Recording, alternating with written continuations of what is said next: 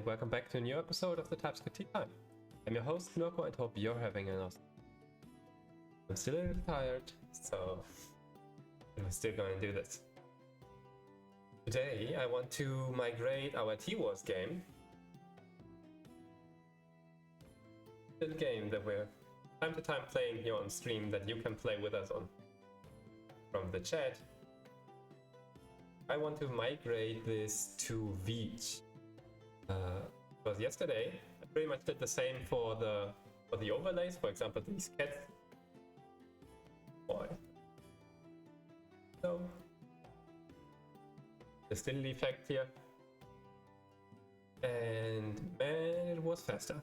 It was quite a bit faster. And it's still Vite, or the underlying ES build, is a tool that is becoming increasingly popular. And I think I should give it another chance. Did work with it in a Svelte project.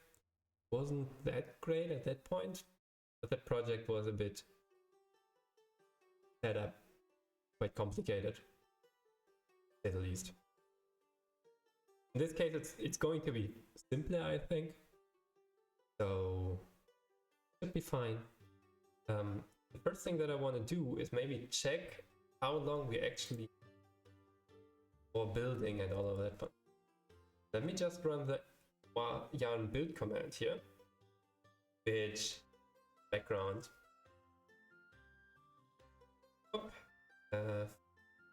build right there, running webpack mode production internally. What does it do? Well, it packs all the JavaScript into the bundle.js and apparently also injects some environment variables, loading TS and loading Phaser, which is actually not important, not necessary anymore, if I remember correctly, with the newer versions of Phaser. It also doesn't? No, it doesn't. No, that's it. Yeah, that's pretty much it. And so we're gonna have the fun to migrate this. Neat. So let's start. As soon as I have my time stopper block right here. So let's do this. How long will Webpack take? And then hopefully once we're done, we can do pretty much the same with Vite. See, hopefully an improvement? We will see. We will see. 20 seconds on the clock and done. About 20 seconds. And a bundle size of 1.87 mega GB bytes. Is that the right name? Yeah, I think it's right. 20 seconds.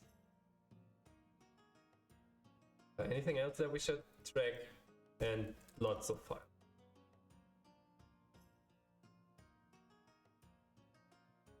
So push this right there. Webpack. And then hopefully at the very end we can do as a comparison right here. Yeah. Hopefully see some improvement. Let's do this. In particular, we are JS code. And I can already show you that I will use the TypeScript configuration for Vite. Like a config.ts file, which is typesafe. Yay! So, how are we going to do this? I think what I'm going to do is get a new instance here of our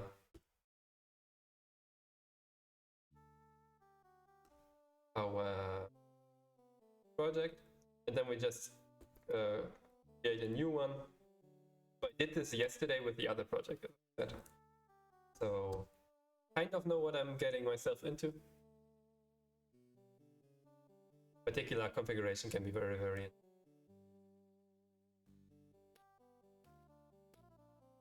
In here we call, what was it? I think it's Vite. These two, if you're interested. Going in. So how to get started? We could at some point call this right now. We create Vite. I'm not sure what does actually happens when I do this. Currently it does not use it. Not obvious. We want to have the template vanilla. Yes, templates are listed right here. We're using Phaser. It's basically just a plain vanilla TS. What is lit?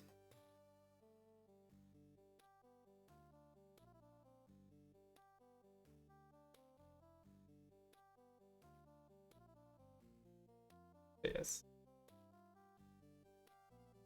No, go there.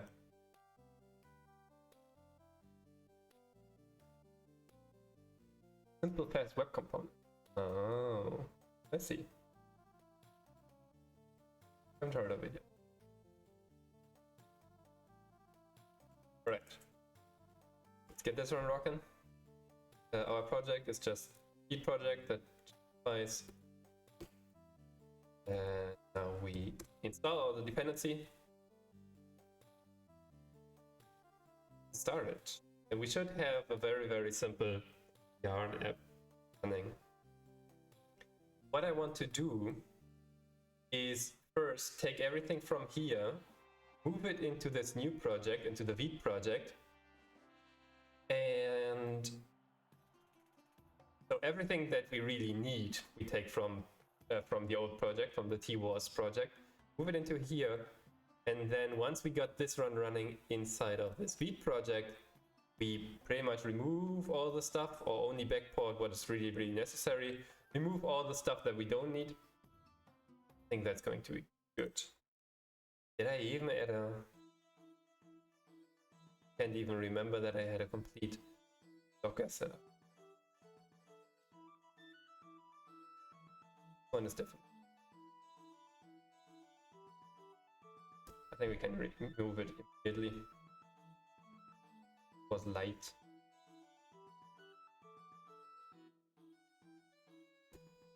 Not necessary. We use the registry at any point.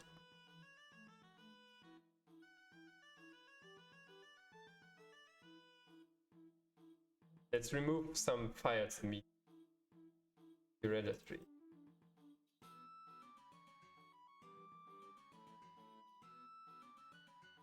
It's like from a very, very old project. So apparently we don't need this file either. Localizations. I don't know whether we use these.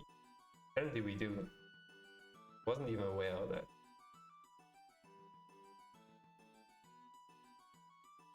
Interesting. Where do we have type?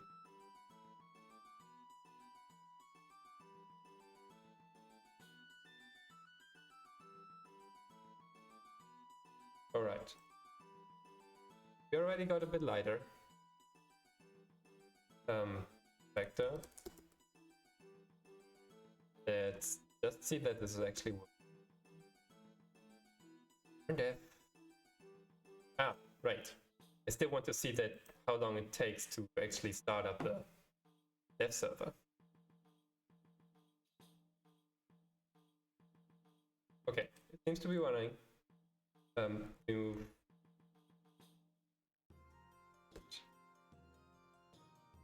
So let's take the time on this one as well.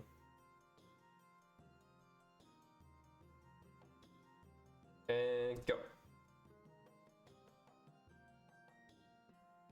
Can we actually see the page? And so 13 seconds. About 13 seconds. Yarn dev until yarn build. 20 seconds. yarn dev until we background around 30. Right. So it's still running, very good. Now, let's get into the Vite project. This is a very, very simple project, I think. All that we really have is this. We see this in the source directory. There's one main method which gets injected into the index.html right here. Loads some icon we don't need. We have a simple counter, and that's it. Just a bit of boilerplate so that we can see the initial setup. Let's get rid of all of this, because we don't need it. Also don't need any of this. We want this one, but it will call it index. Can we say TS right up here? Interesting. Interesting. So in here we have index.js. So I want to call it index.js instead of main. That shouldn't be too bad, I don't think. Public directory we will need simple version. So in case that we have our assets somewhere, I just will copy and drop it directly into public for now. Should be good. And then we take all of our sources.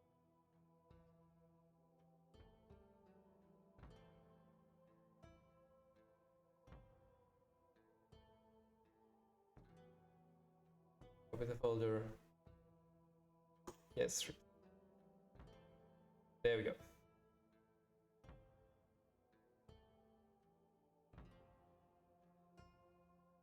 Apparently at some point I seem to have copied all the or omitted all the JS files. Probably not something that I intended to do. Okay, so we got that one run. Anything else that we need? Probably need our tsconfig, some version of it. Also want to customize the. So let's check here first. I will switch, instead of target ES next, I will switch to ES 2017 module common.js. I think we can use module ESM. It's going to be fun. Strict is already there. No implicit return is also there. No unused locals. They have it set to true. I want to set it to true, to false. And unused parameters also to false. And I do want to enforce naming, which makes sure that under Linux, under Windows, you don't get into trouble. Node modules, but the excludes, I will copy as well. Don't need Webpack here. And I don't think we need any of the other one, because Hazer by now ships its own type. It wasn't the case back when I set the project before the T was. So index. Let's take all of this, go into index.html, and copy the stuff that we need. Probably it's better to copy down. So we have doc type, we have language HTML tag, so we can also remove the HTML tag at the bottom. We have UTF-8 char set, we have a link to an icon, we don't need that. We have meta viewport, we also have that down below. So it doesn't quite match 100%. Where do they differ? There it's identical.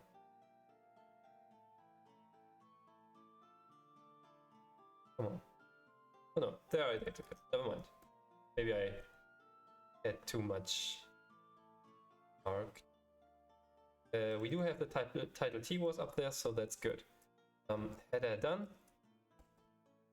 And on the body part, I think we just need to take, instead of having this bundler.js, take /index.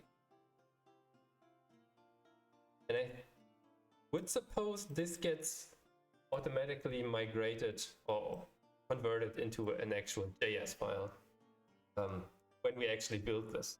But we will see. I hope I can still remember. And that's it. We don't need the app. We have our div right there. Particular phaser is looking for this ID game because we've set it up like that somewhere in index. Maybe we didn't. Yeah, parent there, game, and that's how phaser knows where to inject all the code.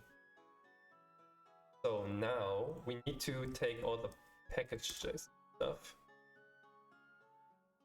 Particular. Nice, yeah. Dependencies. JSON.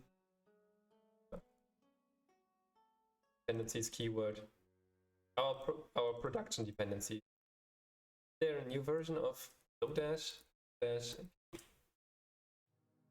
Double check. 21 is the first one. Okay. So since we're using TypeScript, phaser comes with its own TypeScript types. That's good. We might need Lodash types.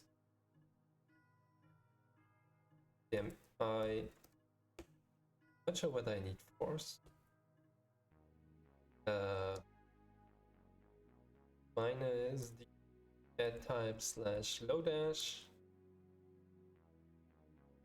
It was fast.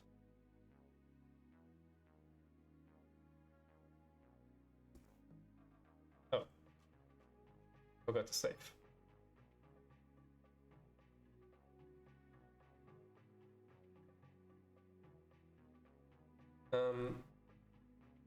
Let me take prettier here. Put it over. There we go. Okay. Next step is we need to have the socket.io client. I think. Yeah, there it is. Now I want the ones that we have here, not the newest version. I'll just copy that one over.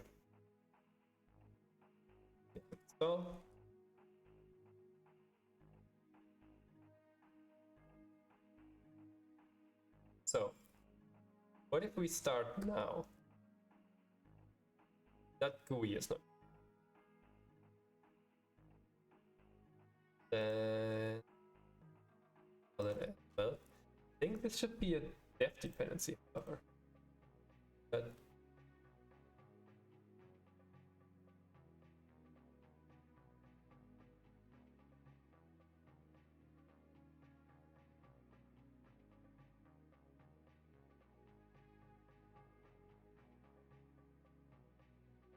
here we're using only the type, which is good. Let's say that. In here we're actually using the real thing. Oh no, never mind. We only for type again. So this will be, all of these will get stripped out when we actually compile. When we use type. But this one here will probably not work.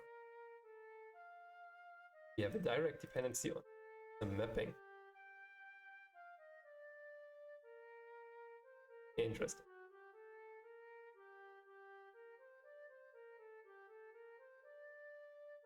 set it. Then we need to. I think we initialize type right here.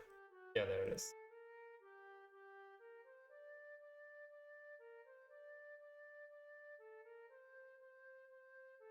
Okay, so apparently in our case we have currently .GUI as a production. If enabled, is that right?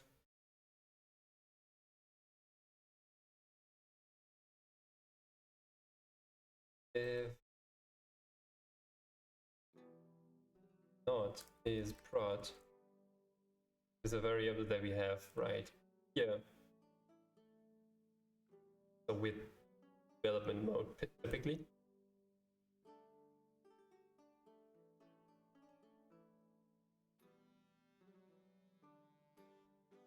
IO callable. There's some more stuff too. I think we need .GUI and add types .GUI. Done. This will not work. To do.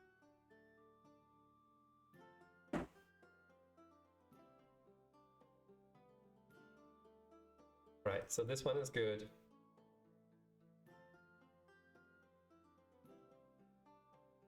This right. Oh, monster map.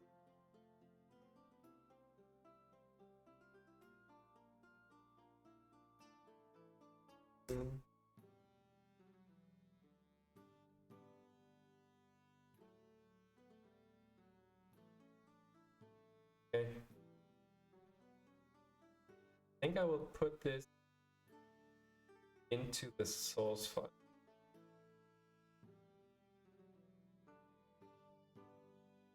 For now.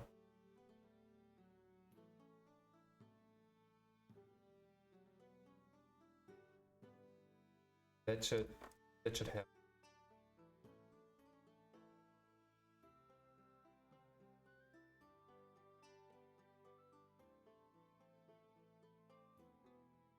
And inside our main scene, now just say monster mapping, just import it.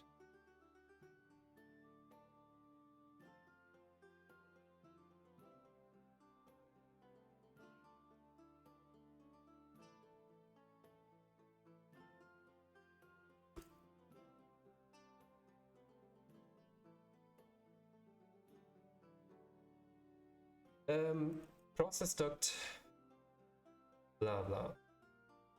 That would work. I can already show you that. There is something like import.meta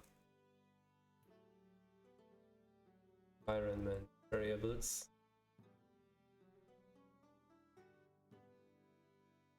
So this is then, I think this is come from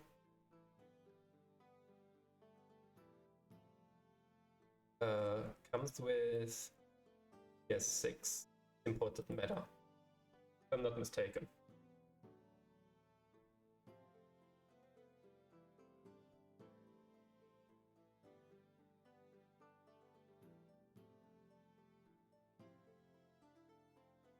We are not allowed to do this because they will be statically written. So when we build, it will not say import.meta.env.blah blah.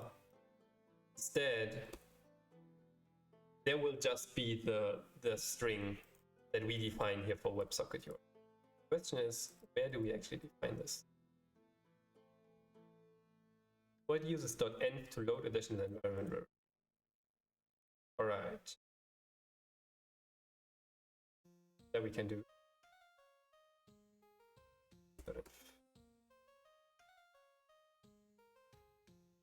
Is there another way to do instance for TypeScript?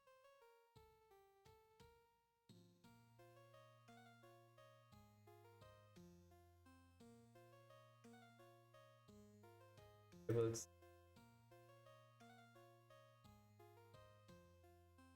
In a sense, the find variables which shapes that you can create an env.dt source.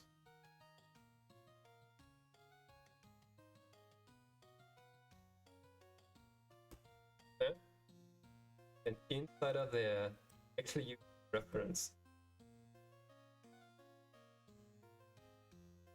If I type different. Why not? Because I'm in the wrong project. Now I'm in the. I need to look at the colors. This one is green, the old one, and the new one is not green.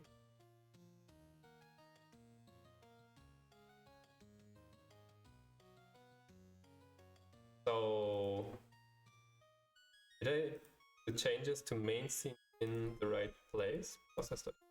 Yeah, okay. Everything's. We have one more environment variable, which is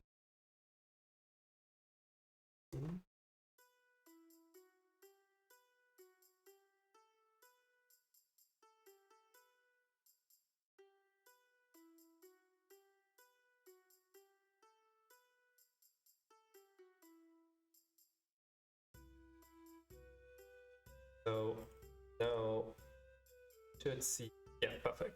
Base URL dev mode prod sr web socket server URL. Very nice. You, my friend, not callable.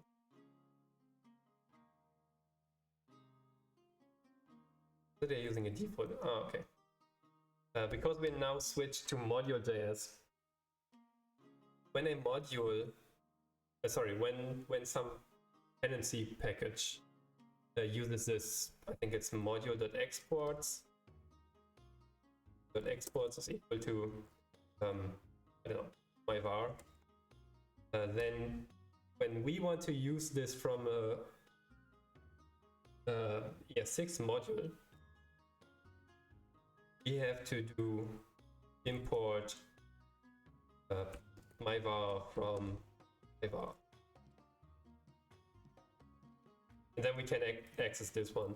And I think that's what's happening with IO here as well. So, save. Right. Looking good, looking good. What's the sprite?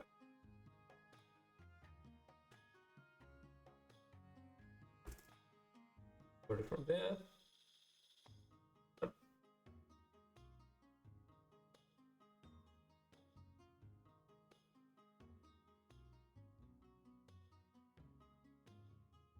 Okay. What if we do TS at this point? This runs the TypeScript compiler. Okay, so we have some trouble, but we have test files. Tests don't do anything. I will just remove.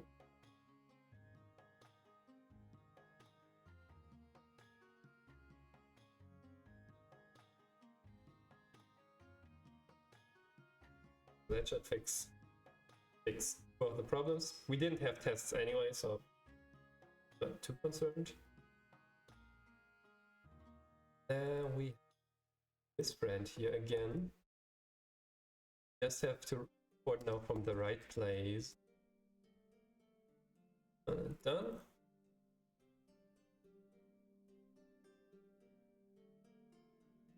Done. All right. That it? Will it work? I don't know. But we will find out as soon as we have new team. Cheers.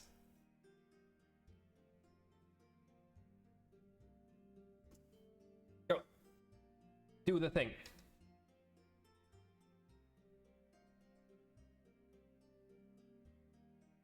Broken. Oh. something is not working. Let's say it like this. It's not terribly unexpected. Press the module source / game config doesn't provide an exported name game config. That's so. Game config. There is a variable called game config. Import it right here.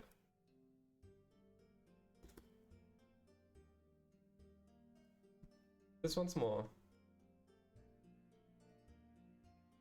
Still not wrong.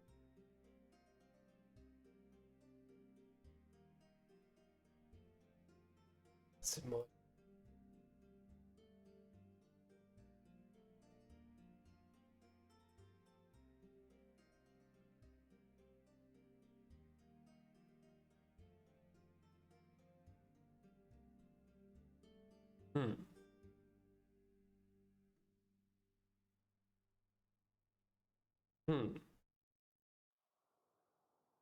So it did find index, which is good. Why does it not find game config from here? That's the question. Let's look into the network tab from where it is trying to actually pull. There it is. But it doesn't export it? No, it does export it.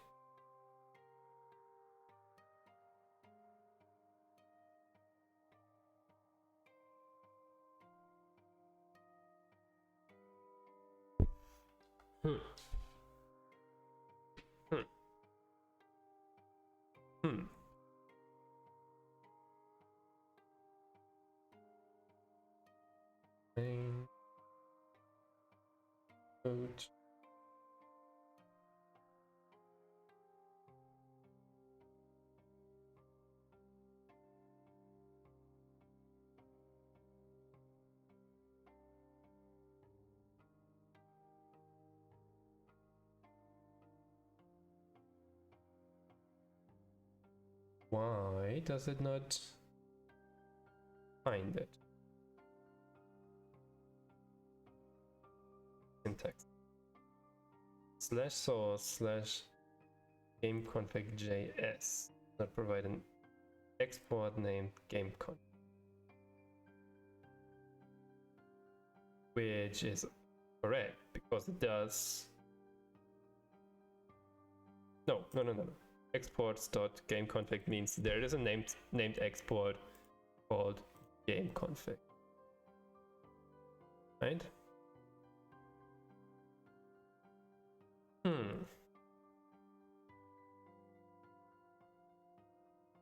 Where did this go?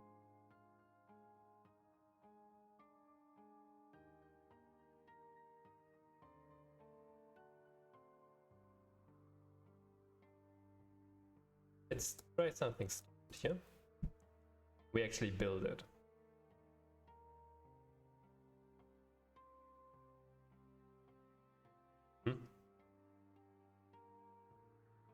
Game config is not exported by source /game config JS, imported by source /index.ts.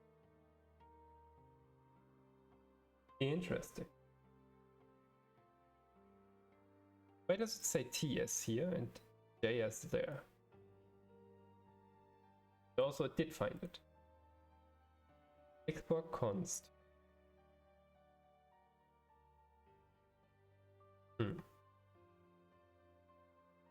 What could be the issue here? It does seem to find phaser, which is good.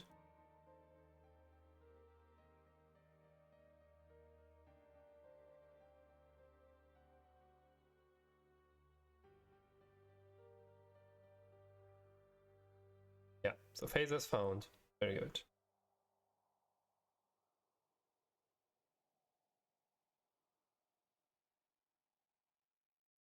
Yeah, see the magic running here? So for whatever reason, it can't find this file. We have to run the TypeScript compiler. And it, wait, we're in the wrong project. Yeah. We're still in the right project in terms of where the error was. We are in the Vite project. And I did run the error is occurring in the right project, which is the Vite project. But just now I was in the wrong one.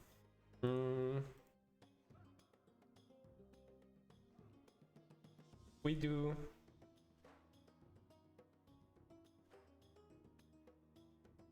for default. I don't think.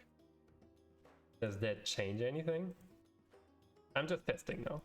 Point. Since I don't really have any direction to go from. Just trying. It still isn't working.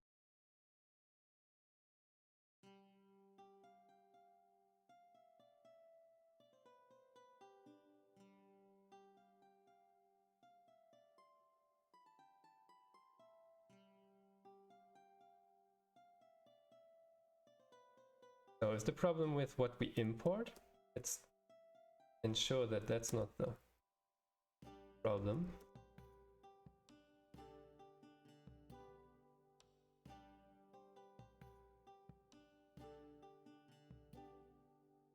No, they're broken. Okay, so the problem is not the import.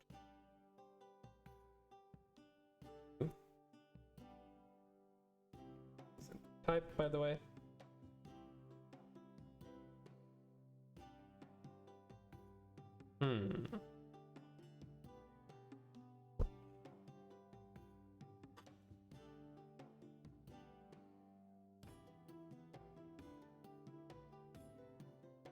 Code.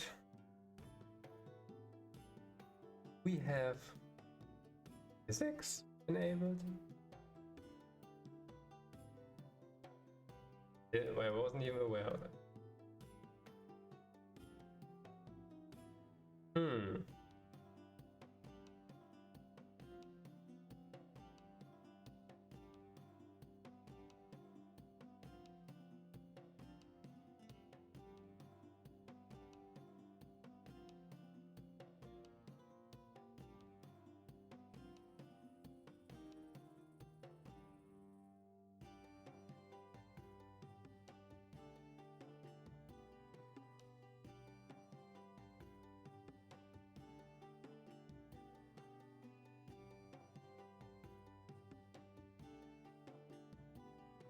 View as part of migrating to the upcoming standard version of that's going to introduce this class fee as many before it was read.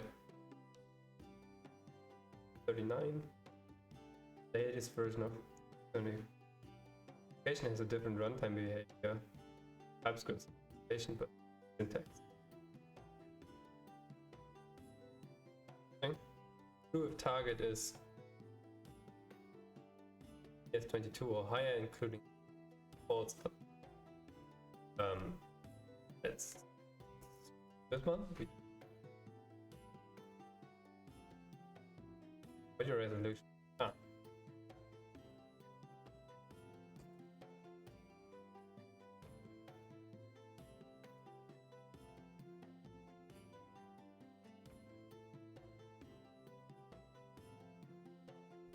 Just say clear the cache and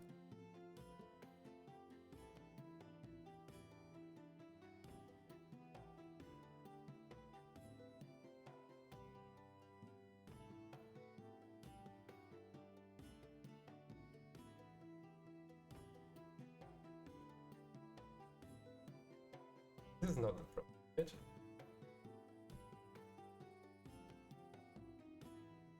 Or it's not.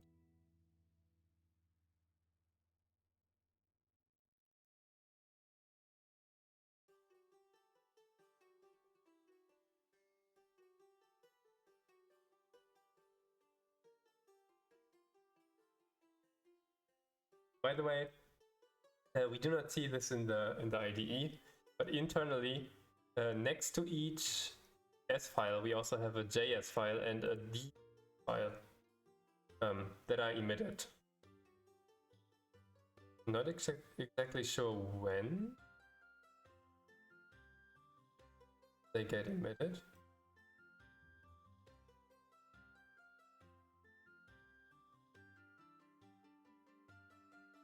Oh, but they haven't been changed for quite a long time.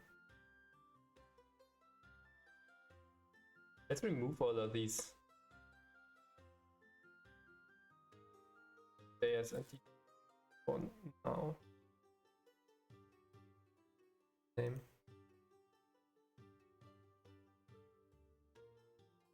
My friend are in the wrong.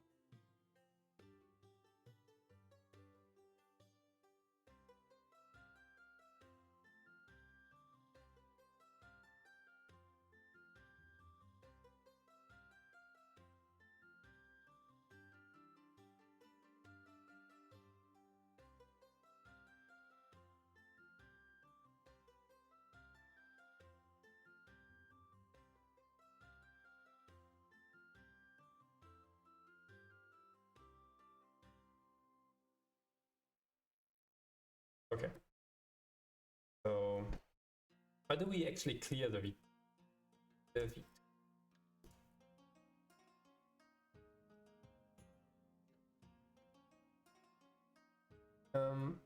When you run Vite for the first time, bundling, this will be run only when your dependencies are perfect.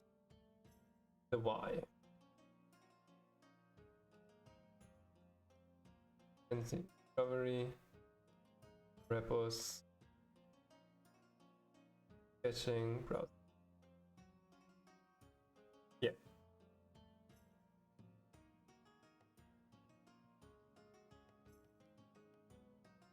Server dev, we can yarn dev minus force.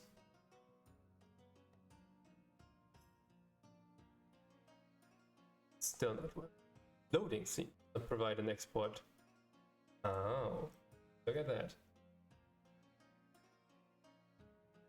So the problem actually seems to be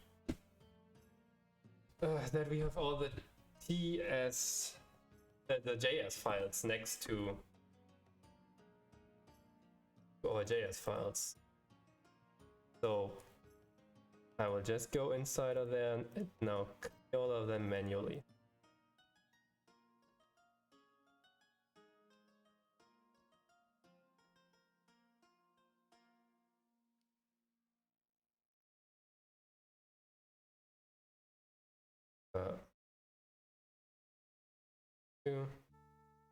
Probably could also automate this, but it shouldn't be that many.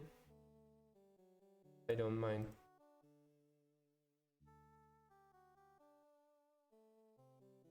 Oh, these we actually need. I think the simplest way would be to just run a git clean if you have the right things in Git. Remove all the stuff that is not tracked. Or maybe you need to run something like git clean minus include non-untracked or something. 100% sure.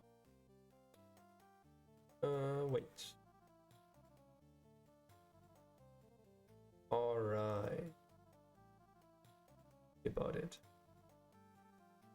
Hopefully we didn't remove too much. Okay. Here once more. Reload.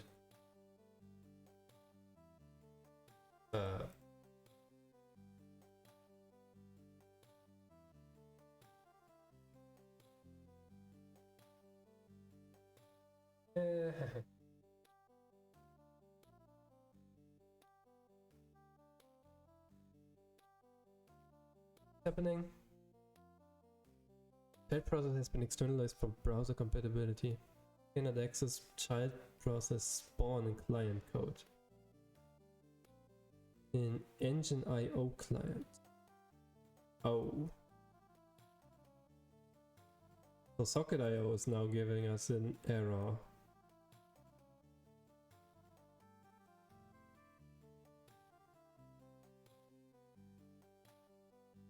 Client.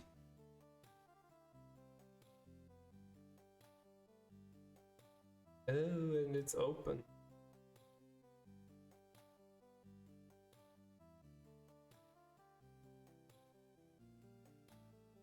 O client version 2.5 3, and we are indeed using socket.io client.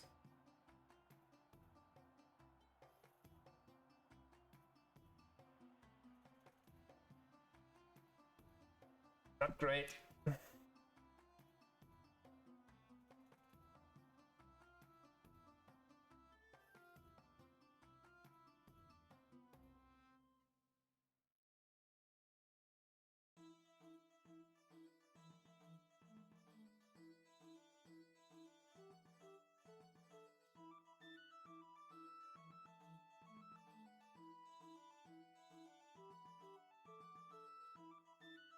Cannot just update the socket.io client because then we depend on the socket.io version on the server. They have to match. Oh man, and it's 10 days old, so there is no node module possible.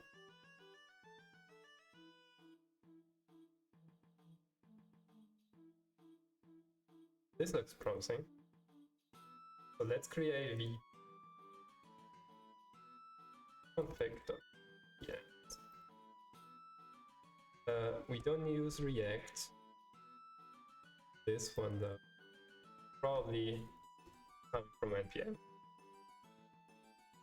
Then, so ES-build is a build tool that is used by Vite.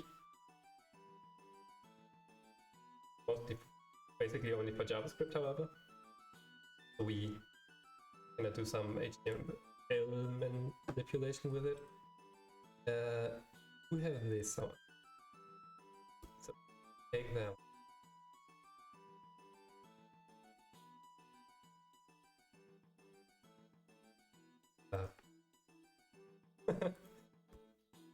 Oh, still running the server.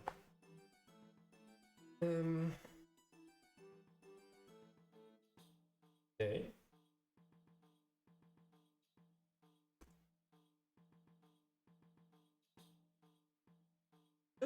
Look at it!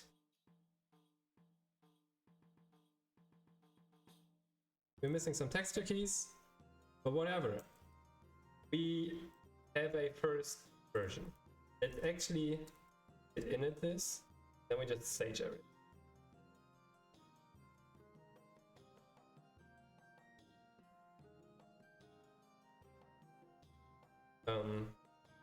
First running version start with.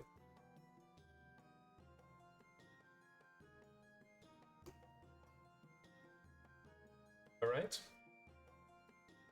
got that one rocking. My friend, you have a plus.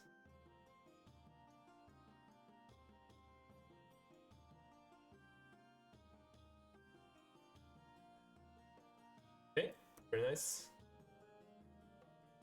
Now, we cannot read the texture. Well, these down below, that's clear because we did not start the server. Meaning, it, however, takes the wrong.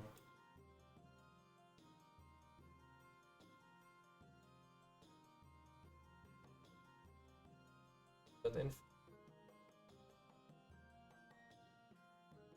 I didn't create that env. Did I do it in the wrong project? I did. Very good.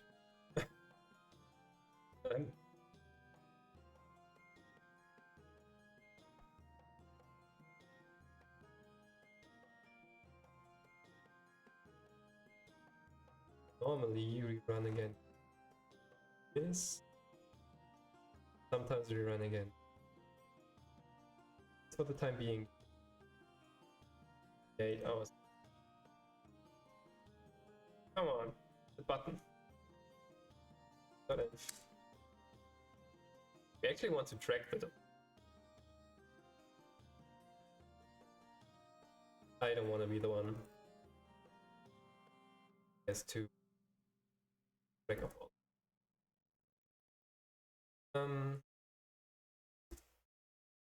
To do configure product.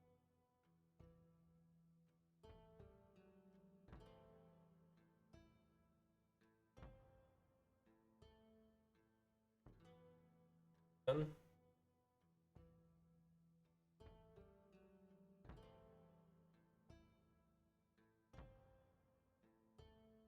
Look at how much configuration we had.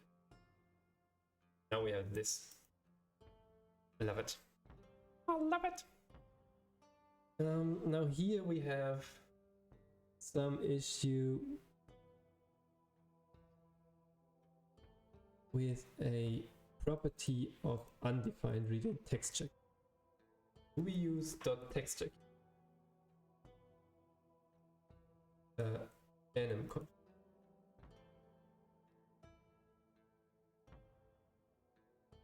There it is.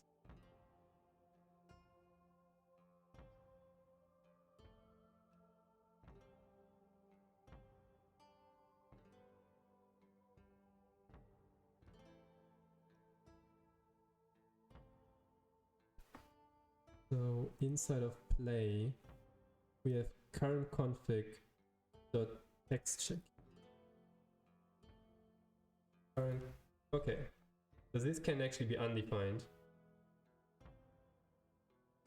For whatever reason, we do not get a TypeScript. Should be this. That should fix the bug. What I don't understand is why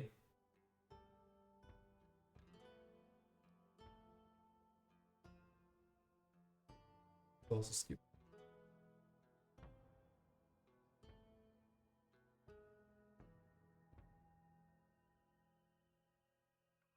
Current config. Yeah, that's stupid. It does exist. If we go inside of here, current config needs to exist. So this must be defined. Can do something like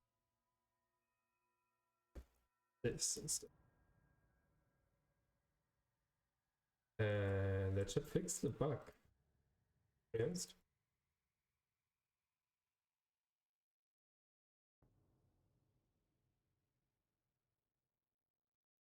Wait, buffer is not response subject.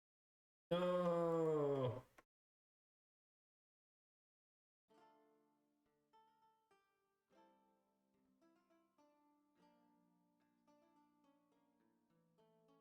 Buffer. Constant. Roller plugin node polyfills.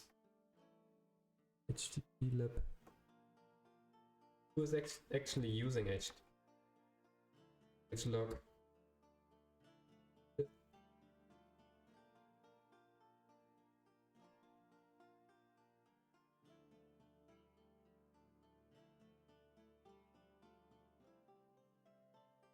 want to know who's calling this.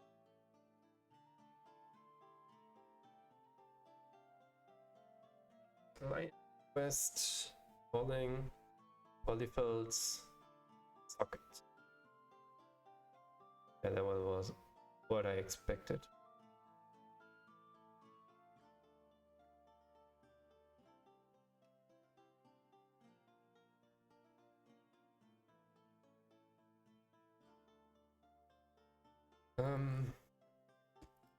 Good. Client.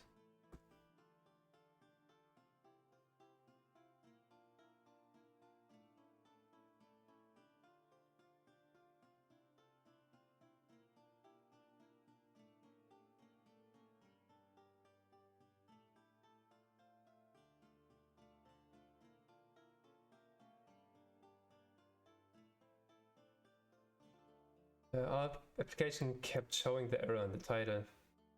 Problem is likely related to Webpack 5 polyfill, and after going through a couple of solutions, setting fallback and install with an M, setting alias We're still seeing the dreadful error. Buffers.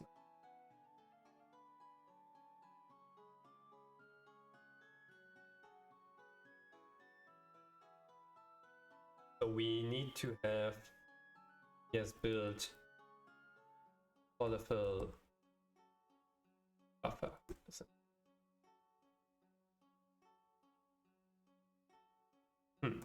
Problem is we just added that. Node modules polyfill. Does it not have buffer? There it is.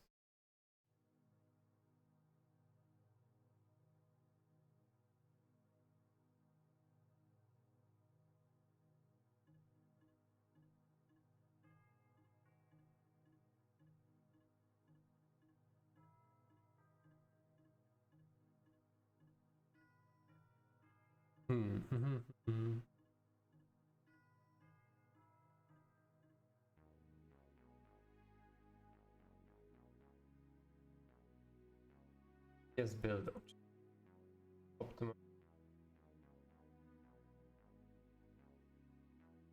I don't know, we can try this one as well. How does Vite and roll up work? Vite plugins extends roll up well-designed plugin interface.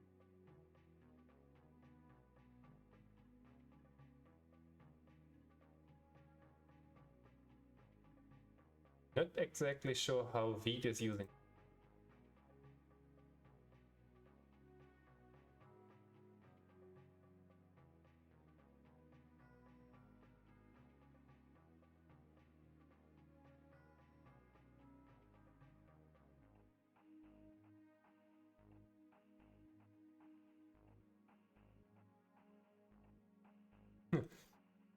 Webpack 5 buffer removed. It caused some trouble.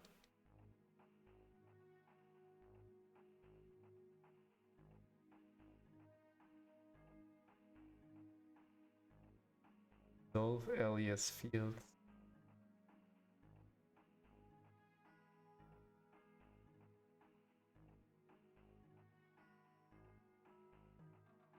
Where do we set the alias?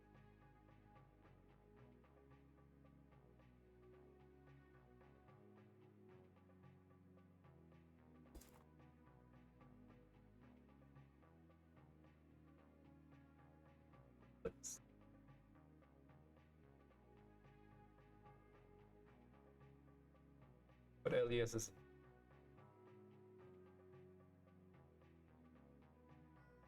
That's not it.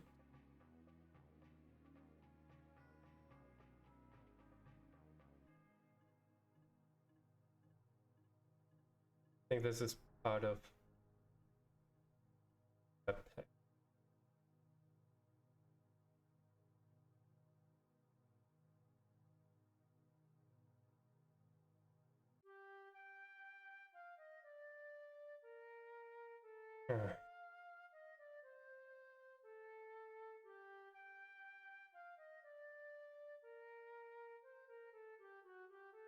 Now it has been fixed. It was fixed in Engine IO client, which resembles automatically in.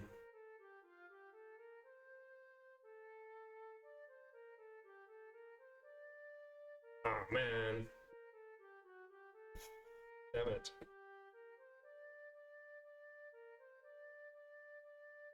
Problem is, I'll update this. Because it's defined by the back. 0.5.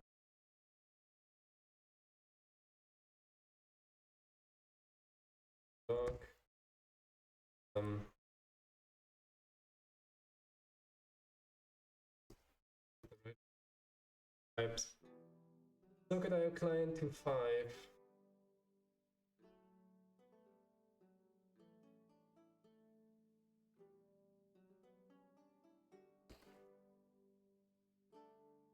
What if we do?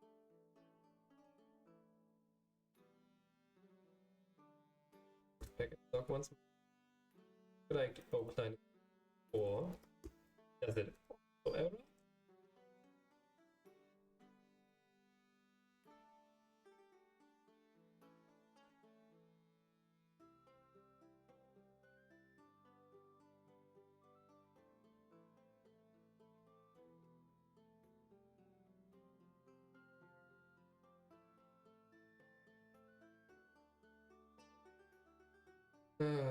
So why can we not upgrade to a higher socket IO?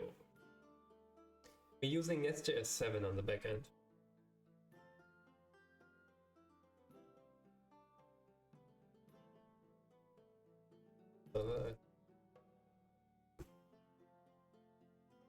This is using SJS 7.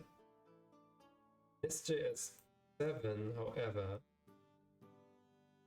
I think depends on the version of Socket IO that is 2. At least on SJS 7. They now have SJS 8, I think.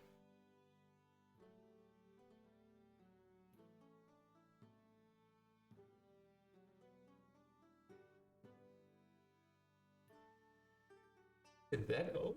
Why do I use? No, it's 2020.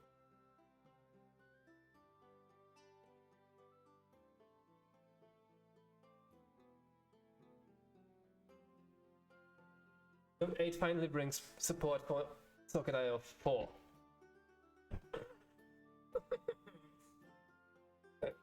Which means what we could do. What we could do. Alright. So, we upgrade Socket IO client to version 4. Check the backend to use SJS 8. Check the backend to use Socket IO 4.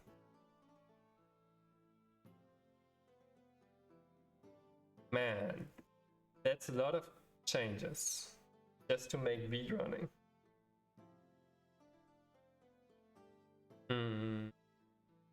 Is it worth it? Is it worth it?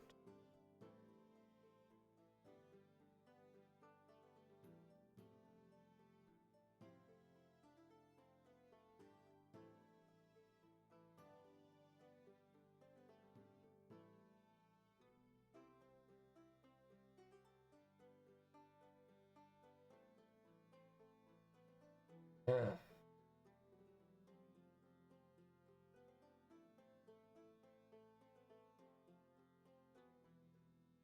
Let's check how different it looks when we did it. So they install it. Are we on the right version? I think we are. The hamburger. This looks familiar too.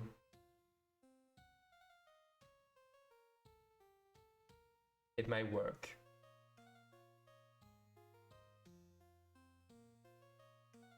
Might actually.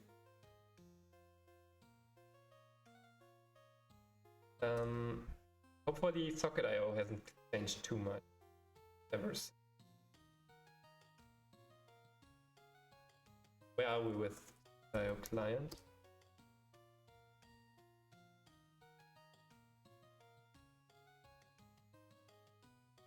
So we install this. It's built with TypeScript. Yeah, so we don't need TypeScript. I know. Okay. npm install. Now we're going down the dark path. The way darker path than I originally hoped. Little one package removed 17. Staged 8. That's good.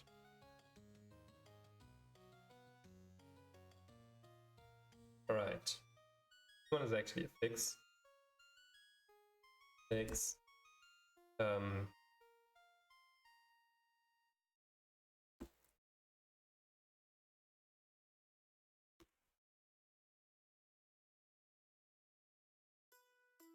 Alright. We got that one running. Now, yeah, instead of doing the thing that we actually wanted to do, go to the backend. or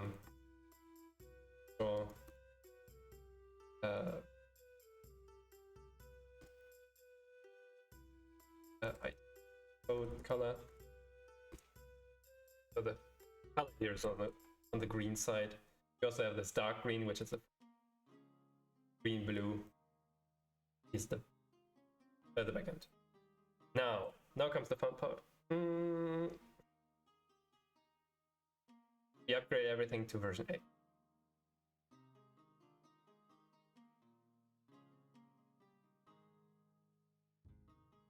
Okay. How do we do that? Yes, we just change all these values. Hope for the best. SJS on node npm, sorry. We are already at version 9. When did they release that one? 2 months ago. We stick with the 8 for the time being. One step at a time. What is the 8 version? The newest one, 8.4.5. So, and I think these are all identical. I hope. Oh, don't do that. If not, we'll see in like a minute. Oh, hopefully type. Oh no, it's going to break. Oh no, everything's going to break. It's just. Oh no, I see it breaking. Oh no. Oh no. This won't work.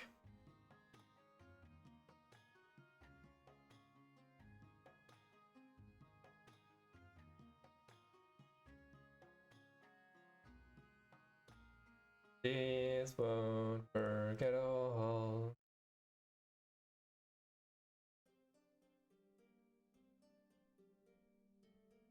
Eight. Oh, there we go.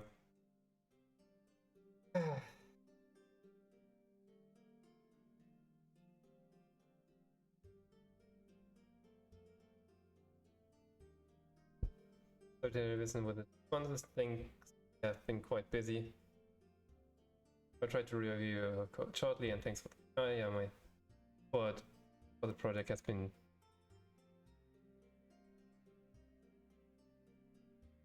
Haikus 8 has been released.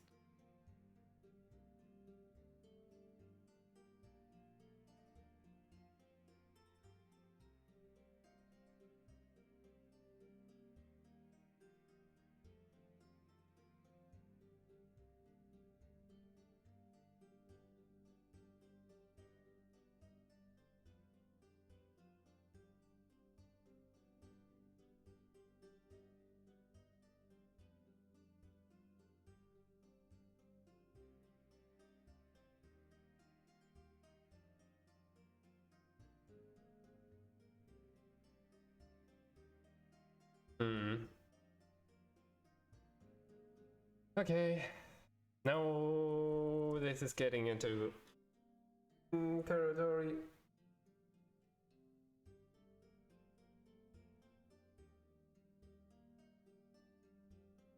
So what we would need to do is completely change our data model, migrating to Mongoose Basic. Which is not terrible. Probably still a good idea. Nest.js. And Nest.js Mongoose support has been way better.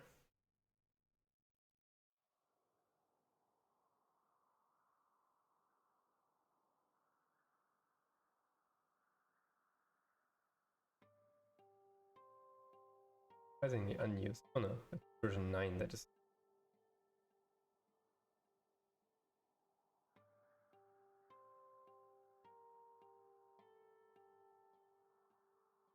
Let's check how.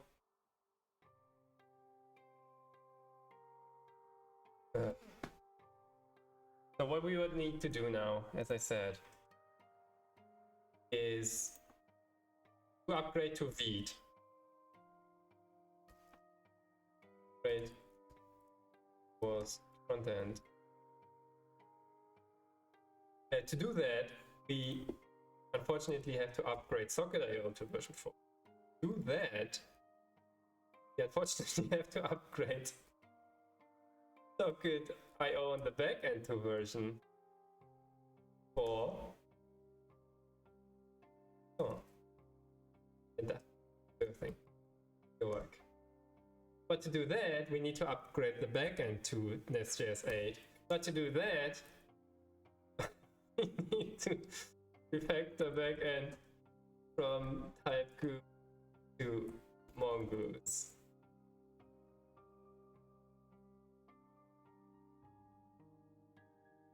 The true one.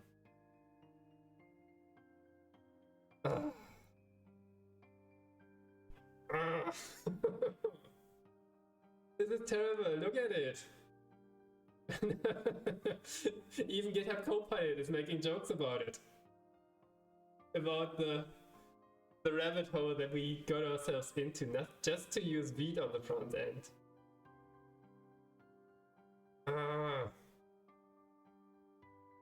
Damn it. Do you have any idea, please? Any questions that might help, or any, I don't know, anything that could be useful? I would appreciate it. Because at this point, this looks just terrible. Look at it. It even works vice versa.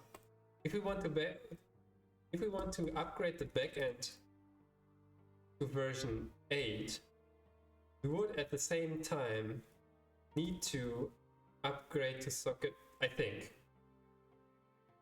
think we might need to automatically upgrade to version 4 on Socket.io, but that means we have to upgrade the front end to Socket.io, and then we're here again. Which means we need to upgrade type goose and so on as well. Oh no, we're stuck on Nest.js version 7.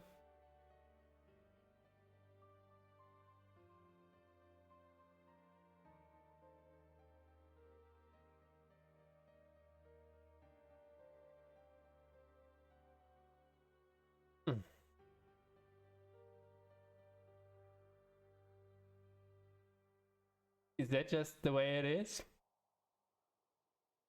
So we could bite through ourselves through this, like one step at a time.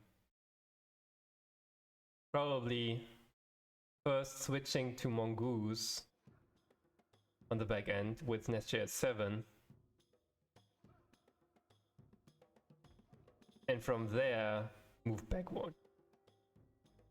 Or down the slope here. As soon as we have this one done, I don't think that switching to Nest.js 8 is hard anymore.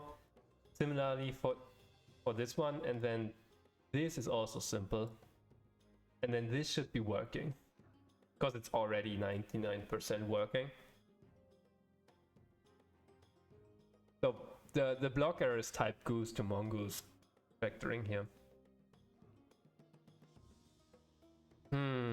What do you think? Can we do it?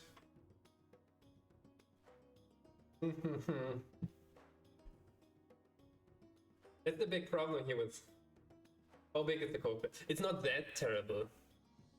We have like two or three database entities. Where do we actually use that? Some type goose setup. We have adventurers. We have maybe the battles itself. It's basically two entities that we have to do, but it's still annoying that we have to do all of this stuff. I think we would be able to do it. I would need to look into the Mongoose module, because the Mongoose Nest.js module does things slightly different from the type goose. But it's a good question, Dojek. Welcome to the stream, by the way. How are you doing? Yeah, for me it's kind of early morning. So, no. Yeah. I think we can go somewhere here. Probably have Mongoose. There we go. As a...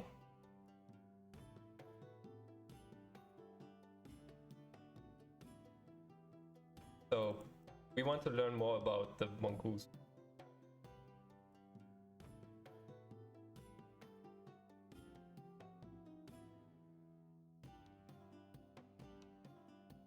I don't want to use the type ORM at this point for the Mongoose stuff.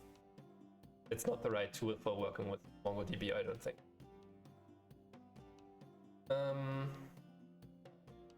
Could do something like this. Our tests will all... Well, tests are broken anyway. At this point, I think our tests are not working anyway. Do they? Do I have a Docker?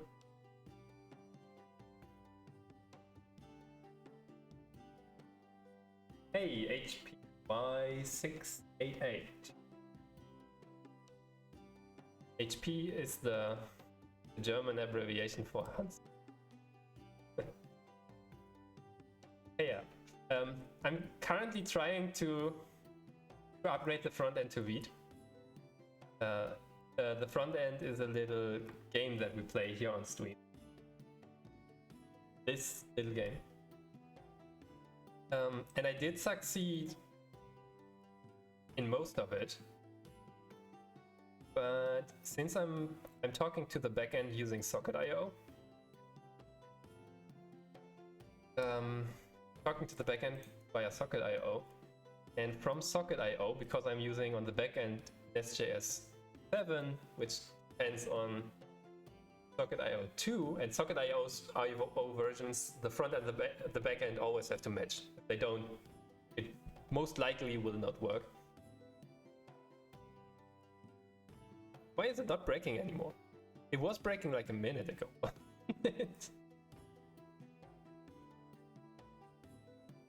Is it now working?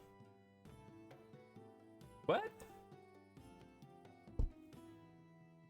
What? Let's try.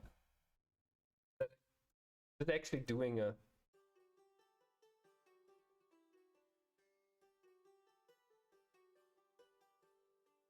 Bad? I'm confused now. Go to the server. Start the server. Oh, there's it. Very good. Server's running, server connected to Twitch chat. So we should be able to go to our browser. Do we see network requests from WebSockets? There it is. Something is happening. And it does say okay-ish. Where does it actually connect to? Does the URL say here? That's the wrong port, is it? Request URL 51373, not the right port. I think.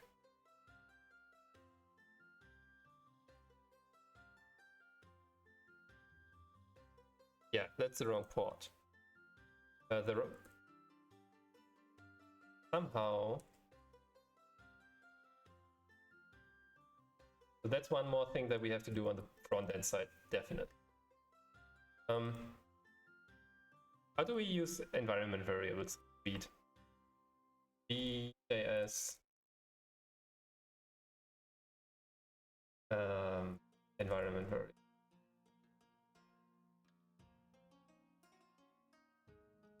So we can say something like import meta env and something. Import dot meta. I'm already doing that right there. But it seems that it's not the right value. Come on, console.log. Have you guys worked with? Have you friends worked with Vite before? Yesterday I had a very small project, the project that is running our overlays here, all of this fun stuff. These effects, they are also running with Phaser 3, but it does not do anything with the backend. It just listens to Twitch chat directly. And that one was very simple, because I don't depend on Socket.io myself. That I just use the TMI.js library, which is the Twitch messaging interface library that listens to the IRC from Twitch. I think for you guys it's probably good. All right. So did we get the variable? Undefined. During productions, the statically typed. During production.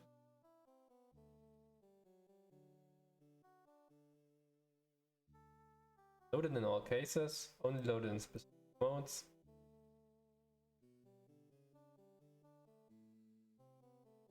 Should look like this. How do I have to prefix them with Vite? Prevent accidentally leaking environment variables to the client. Only various prefixes Vite are exposed. Okay. My bad. So we have to use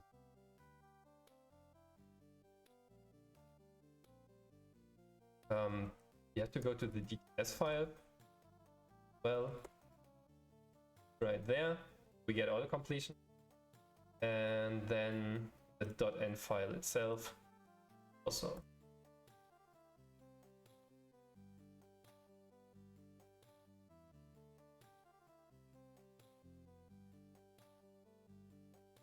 It's for the sake of sure everything works. Run. Okay, there we go. Now it's 3000. Very nice. Now we do not get an error, which is also good. If I say exclamation mark join, doesn't seem to.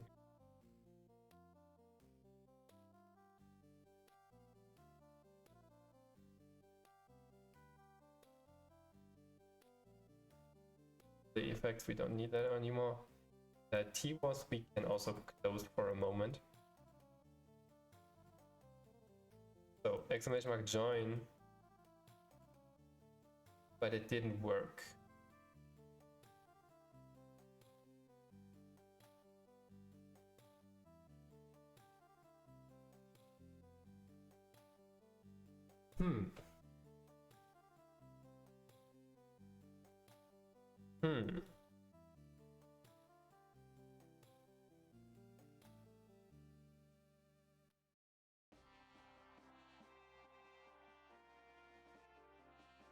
Very confused that it does not error anymore.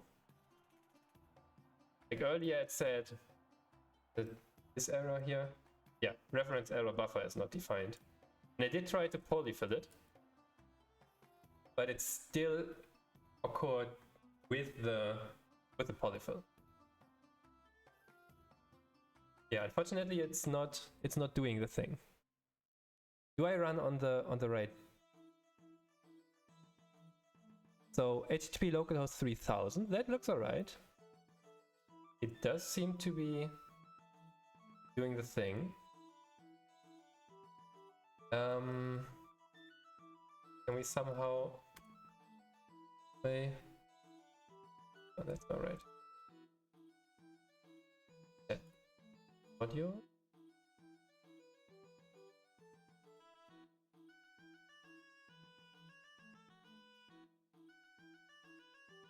So what I want to see is whether the connection is actually made to the backend. Where do we see? Should probably go to main Mongo chatbot. No, something with WebSocket. WebSocket gate. So we decorate something with a WebSocket gateway.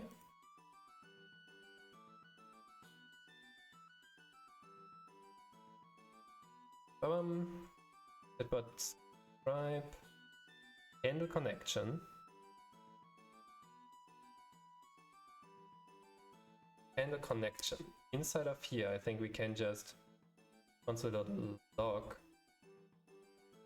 client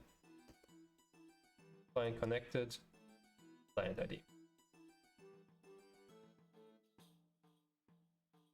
Say anything? Client connected.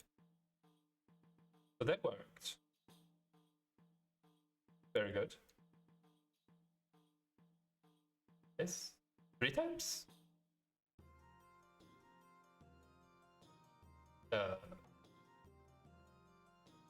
Why are there so many clients?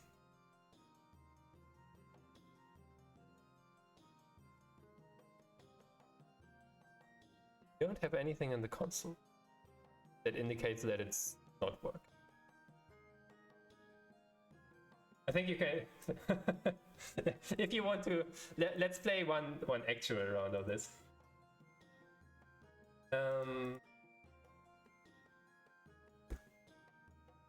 Does it work currently? No. Did I break it again? No. Don't say I broke it again. Oh man. Well, we are kind of in a version. I would have expected it to work at this. No, everything is broken. Everything is just in place. I was just trying to figure out if it was getting stuff from there. Ah, I see. So we do get your stuff on the your messages on the backend, and I do think we also do get your messages on the front end. Wait, does this connect? No, this one does not connect to the Twitch chat. So Socket.io connection review. So if I shut down the backend, it at least does not work anymore, which is at least one sign that we connect to the right. I'm not sure, however, normally it should connect and then just run. Wait. Do we still have upgraded to 4.5? Oh, that's why it's not erroring anymore.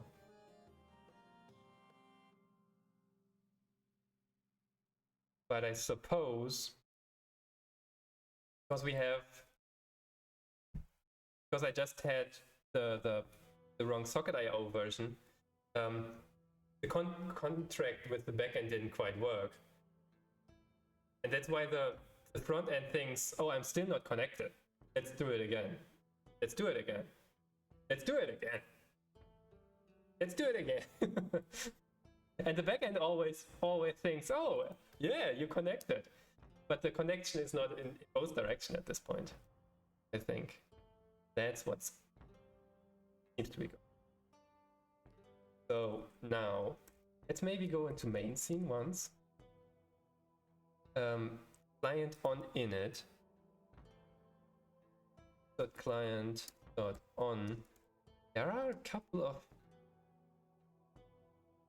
connected? Was it connection?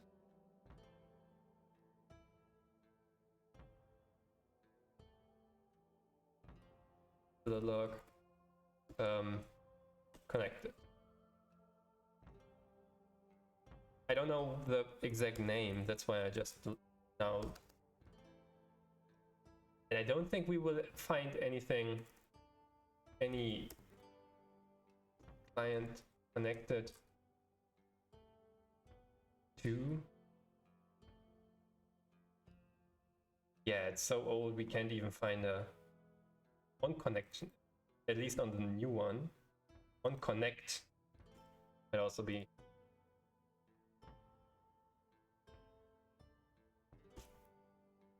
Okay, let's try all of these. Hopefully we get a hit. Oh, there we go. Uncaught and promise. Buffer is not defined. So that's the error that we got. Even though we have polyfilled buffer using, or we should have at least, using our Vite plugin. Modules polyfill. Just built. Also one for rollup. Maybe that one works better. Rollup. How do you know how Vite and rollup, how are they connected?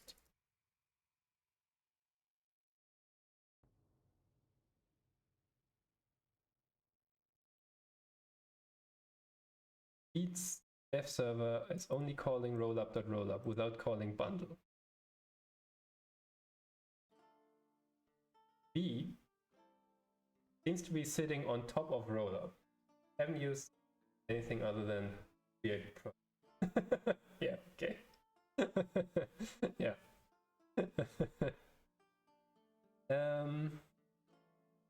Directly customize the underlying rollup bundle.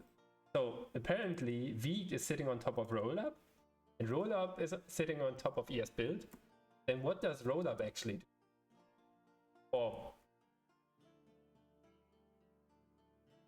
what does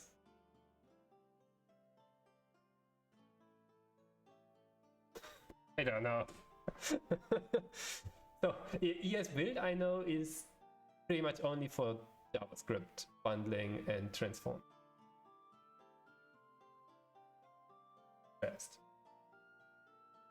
How does rollup and what do rollup and Vite add to the pile? Rollup node polyfill.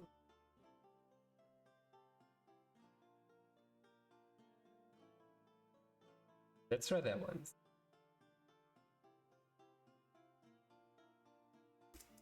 Maybe it helps. I think we can say plugins. Somewhere I saw.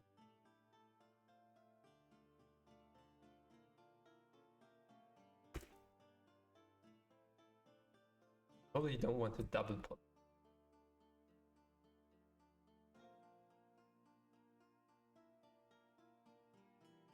We have to call it? Yes.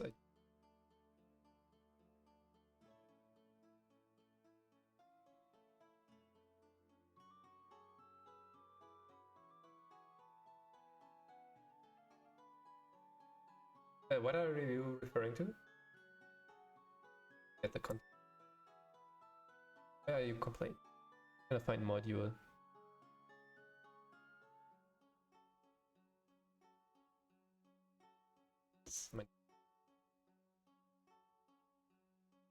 Yeah.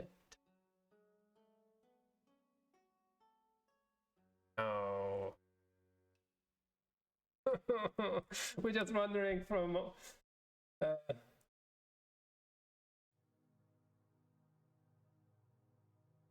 Oh yeah.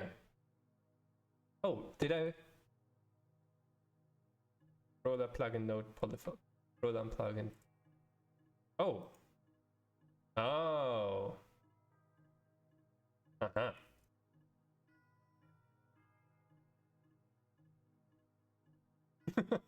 Or maybe it did. Wait, what? This one is roller plugin node polyfills. And this is roller plugin polyfill node. What the? You're kidding me. Oh boy. I want this one.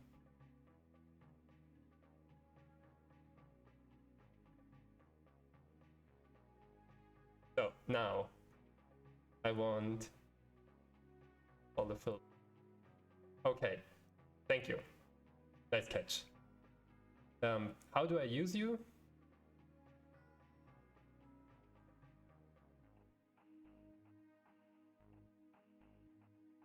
Do I have to call you? Or is it just...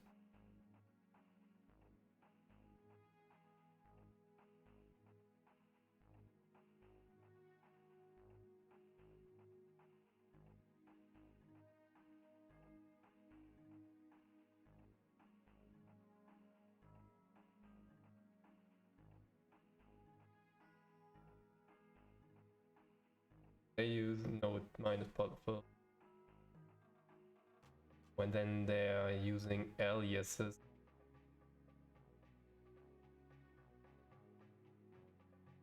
Get specific stuff. Oh boy. Nice catch. Or am I still missing stuff? Here, I had to add buffer. Oh, look at it! There is buffer. Is this web Vite? Or is this... No. Importing buffer twice. No, polyfill.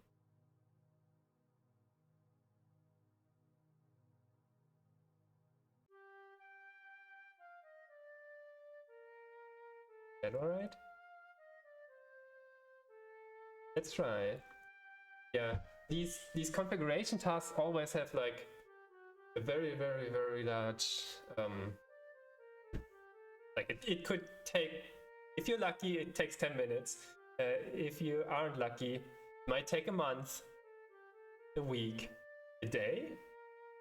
Sometimes you're not able to fix it at all. The variance on these kind of tasks is terrible. I think that's one of the reasons. Now we're back.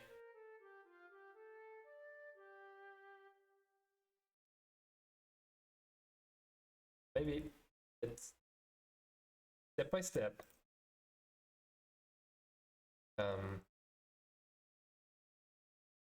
By step. Yes.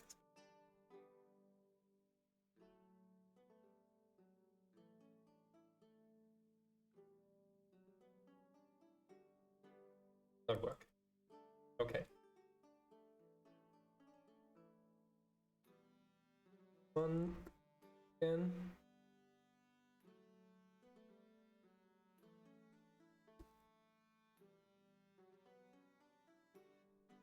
Not a fun.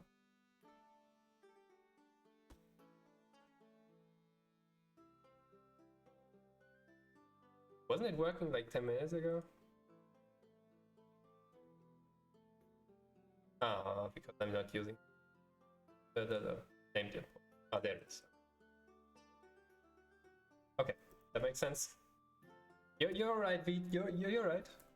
No, I was wrong. I can't promise. Buffer is not. Okay. Now.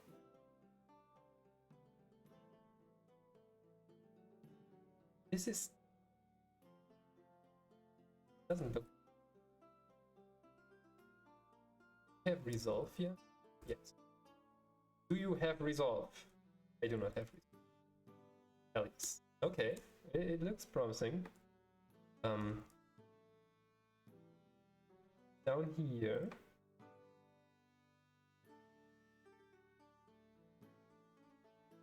Buffer.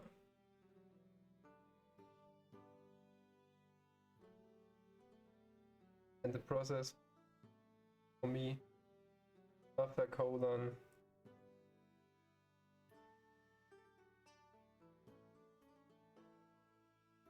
Start. Not sure, maybe it's also building it, but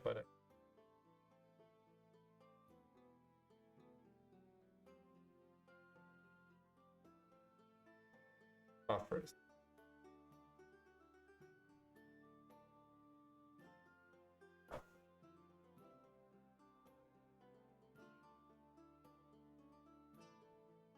If I realize it, that work. Buffers. Oh man.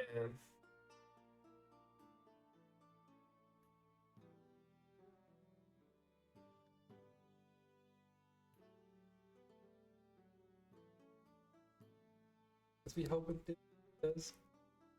Maybe. Let's see. Export default function. Oh, roll.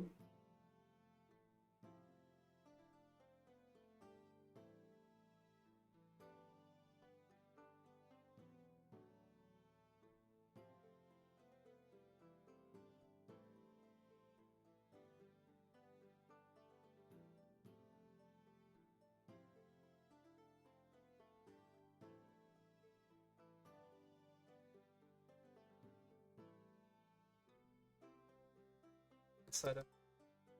Right.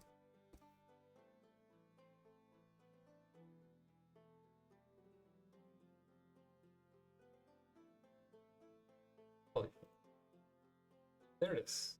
Buffer.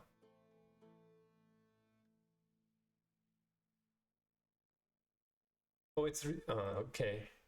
So it is already using the roll output.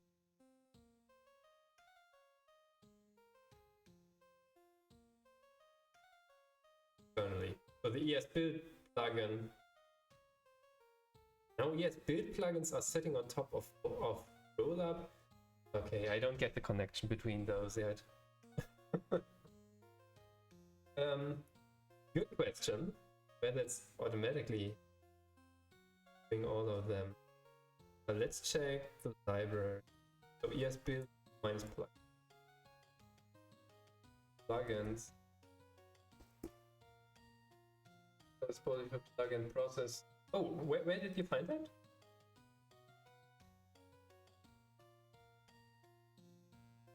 Extension.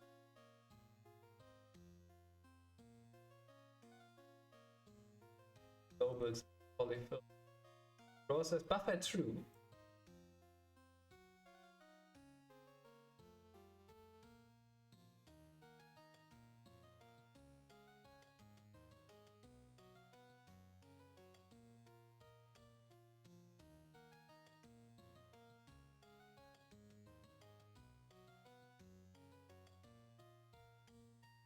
Still unsolved.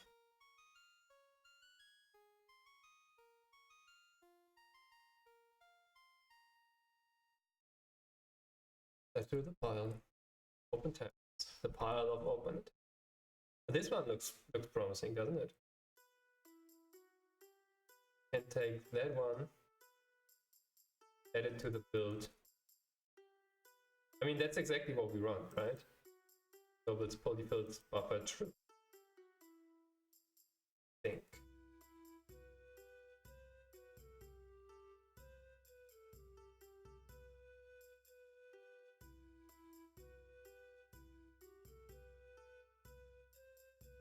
That one. So type of build option plugins. Global polyfills.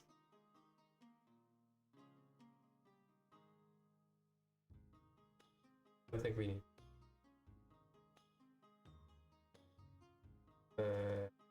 Maybe get rid of this one and that one. I don't know. But I mean, this would make sense if it worked. Me at least.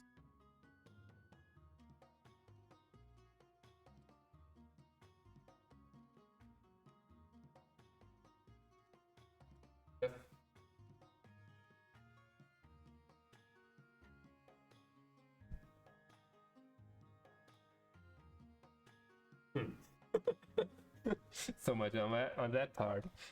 Why are you not a function?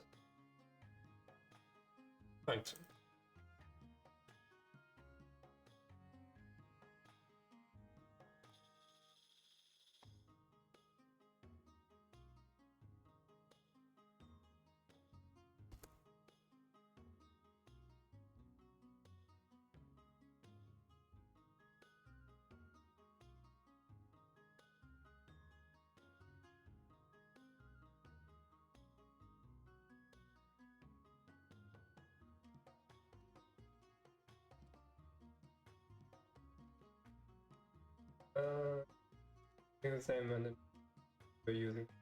Oh yeah, is it? Okay, might be right.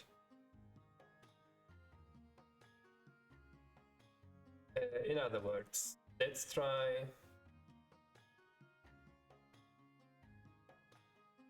That was just that was exactly the line that you had. We have to configure this.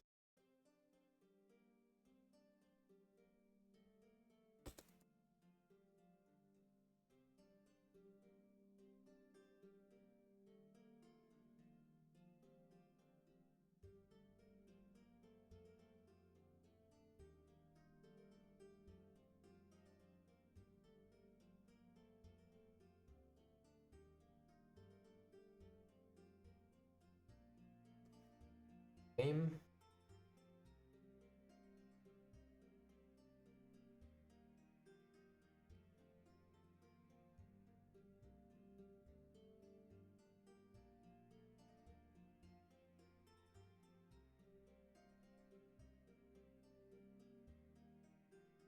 Um,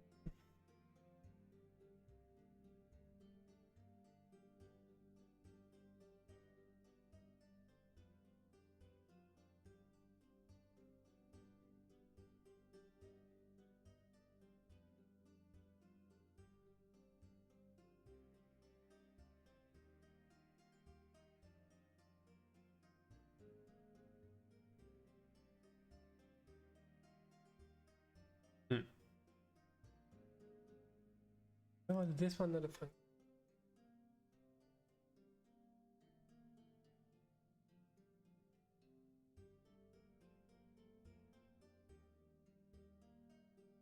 Yeah, the import didn't work, right? It as a named export.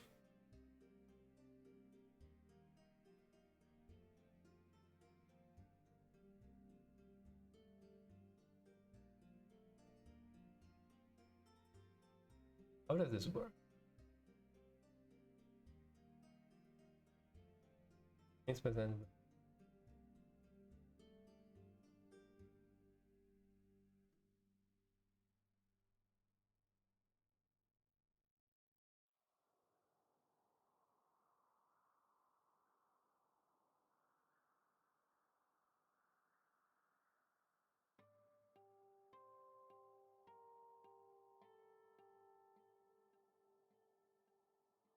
Yeah, I couldn't find it. Node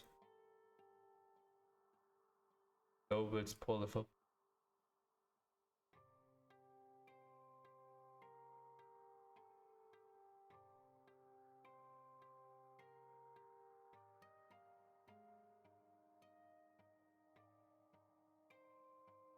Globals polyfill. We used that already.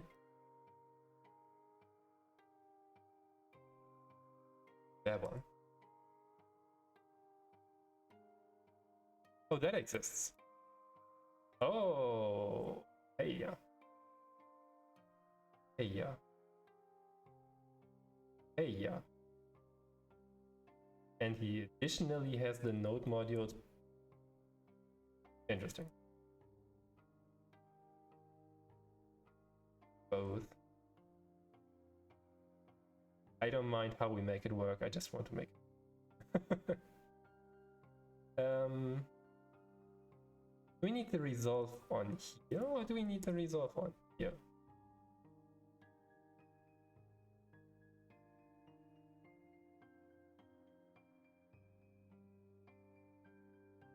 Both fixed.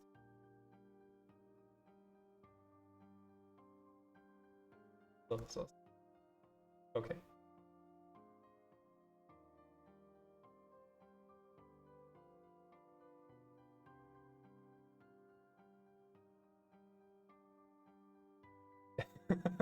He's doing the shotgun, or she, Fabiano here, is doing the shotgun therapy. Just take each and every one of these. One of them hopefully works. Um, I mean, we can try it and then just throw out the stuff that is not necessary for us. I'm fine with that.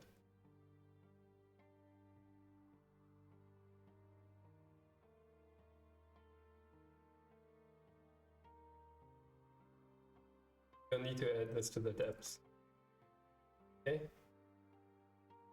Why add it in the first place?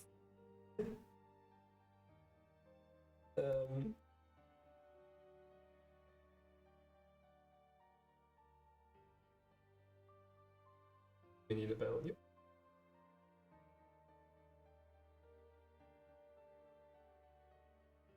All of these are TS.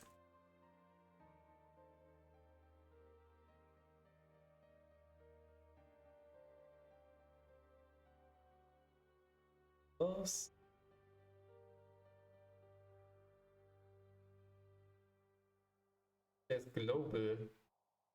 Oh, seriously? That might be something.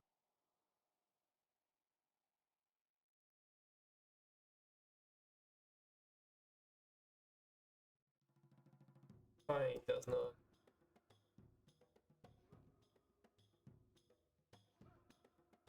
Oh, it's an yes.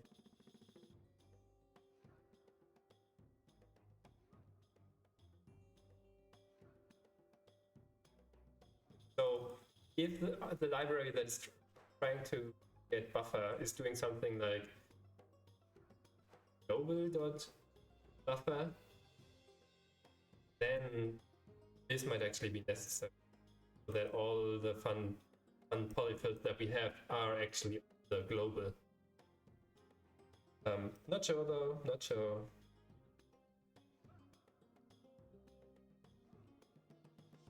Get everything now? Also,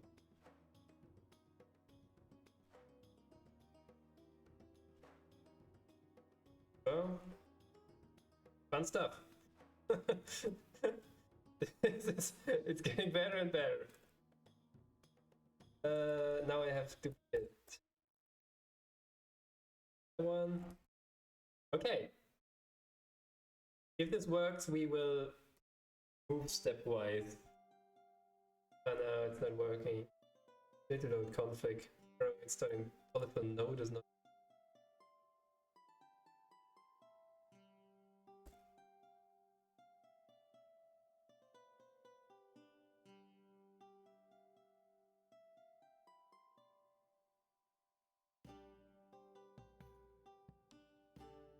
Okay.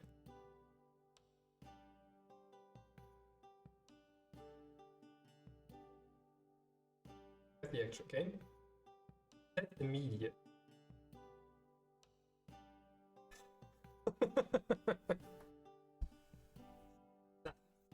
Something changed. I'm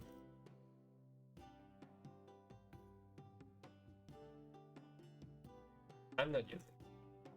What is this? Set immediate. Window.set immediate. This might be because we're overriding the global.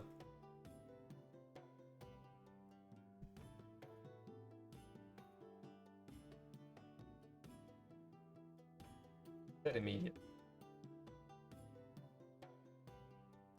Okay. We're getting. New errors are better than the same. I don't know. it gives you the feeling that let's say it like this. If it's the same error for like an hour, you probably say, oh no, it doesn't work. But if it's a different error every 10 minutes, you might at least have the feeling that it's still working, right? Kind of. We're overriding HTTPS and URL and all of that fun stuff. So I suppose we just follow those guys. Just take buffer. That immediate is not. Why? But yeah, you're right. There's hope. There's hope with new error messages. New error message equals new hope. Read the comments in the alias. The roll-up aliases are extracted from there. Buffers and buffer are excluded because already managed by that guy. So we don't need any aliases. Okay, very good, very good, very good. Done. It's at stage. Academy.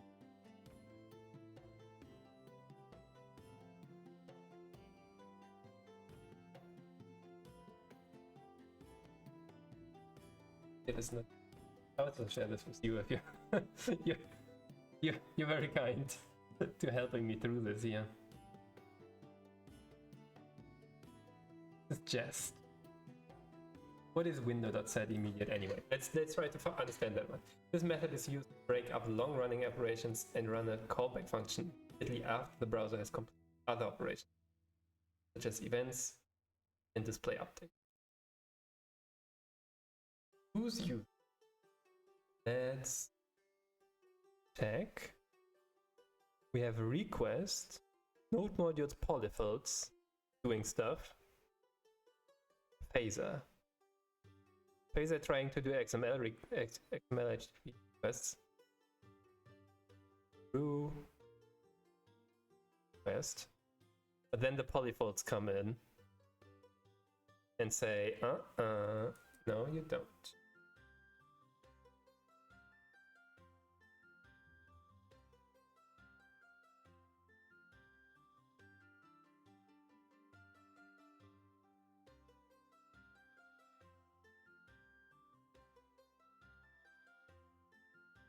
You don't need buffer. It seems to actually reload.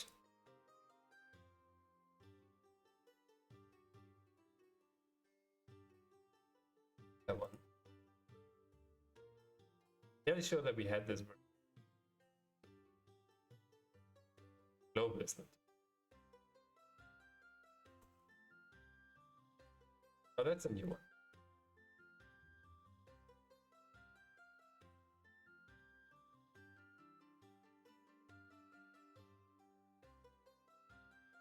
And the module is okay. We're back to square one. So we seem to be needing node module. All of them.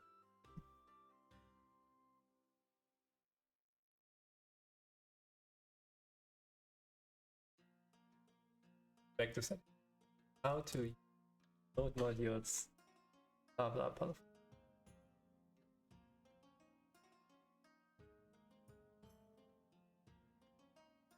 Yeah, I'm trying to do exactly that. That's why I have only buffer true here. And I think might be able to do something with name or namespace. But setting just name to buffer didn't do it. Maybe if we use namespace. I don't imagine this to work either. What happens in global polyfill values? This one? Line 16?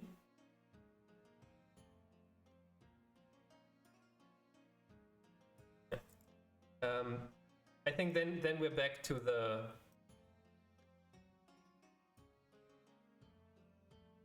buffer error. Oh no. But restart. We are not. Interesting.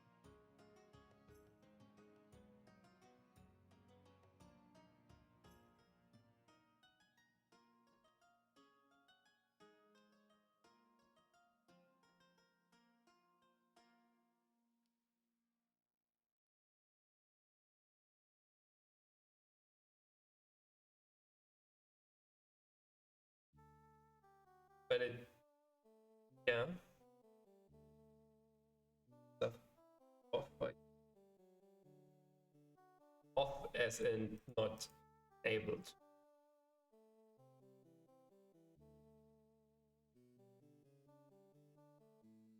can also set false.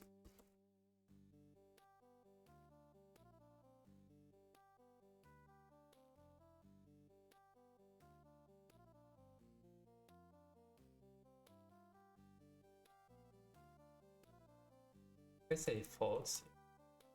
Anything. Don't use.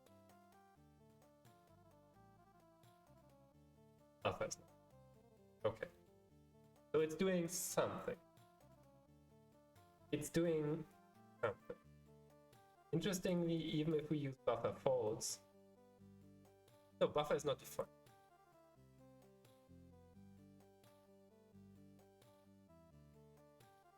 True. Alright. So buffer true is doing its thing. Next thing is set immediate. Try to figure it out. We're getting there. We're getting there.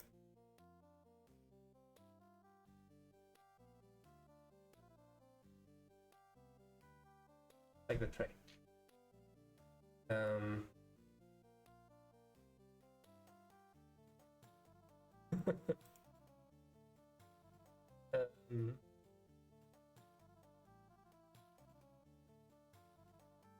Going to construct.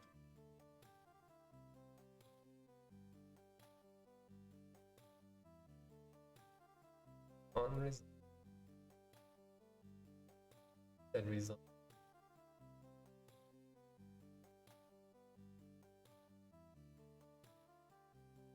Oh, process is true. So we have to actually set it to false if we don't want that one. Define. This is empty. Won't get any. It's good. I think that one is good.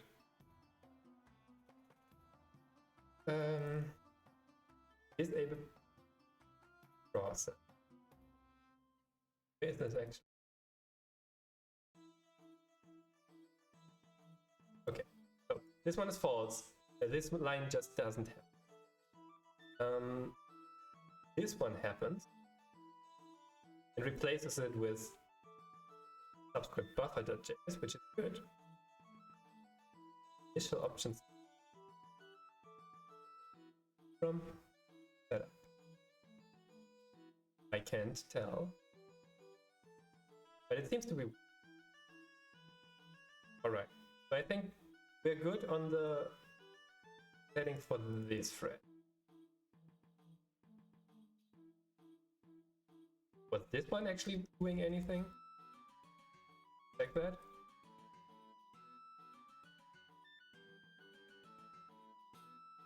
No, it didn't. Because it doesn't seem to do anything. Be gone, evil fiend, evil code, which clouds our vision, our minds.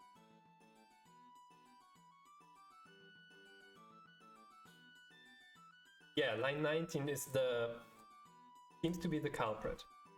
If we turn it off, it's not working anymore. Global is not.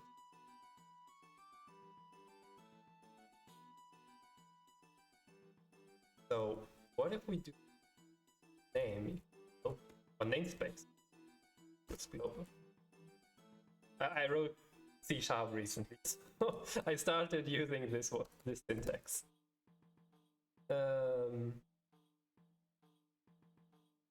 Process is not. It's a new error message. Sweet. Process is not defined. That's an easy fix.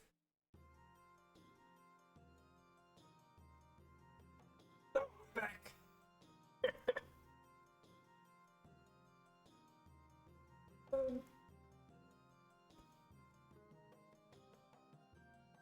I'm not sure whether I did. I think I did at some point. Yeah. Oh, now we're back to the very first one. That process.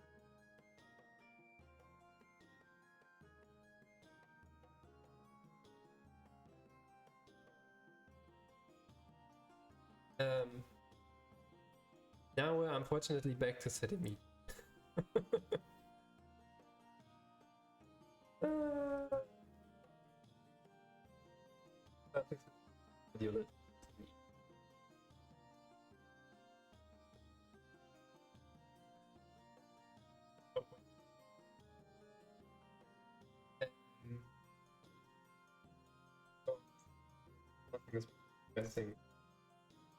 Yeah, we can look at the error message once more. Somewhere it says it's polyfilling. Oh, it's not polyfilling anymore. Phaser? Polling? My neighbor's having a karaoke party or something. he's not that great at singing. If you can hear that, I'm sorry. Consider it part of the entertainment. Audio polyfill plugin contains this one. This one is fairly large because it has all the imports here at the very top that it's importing as well. Built-in polyfills. Then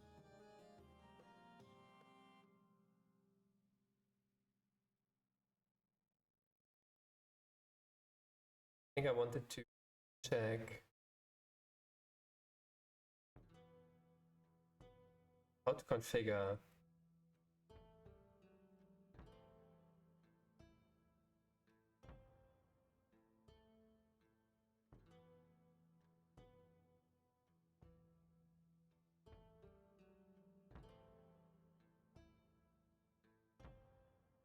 of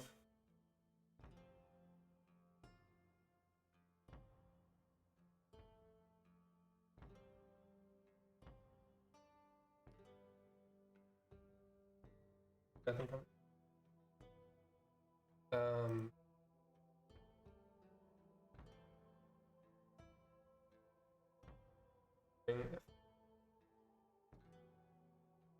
why you would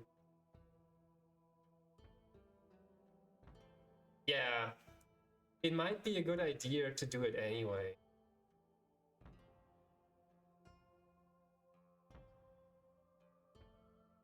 So we would start with probably throwing out type goose, which was a bad decision at the very beginning to begin with.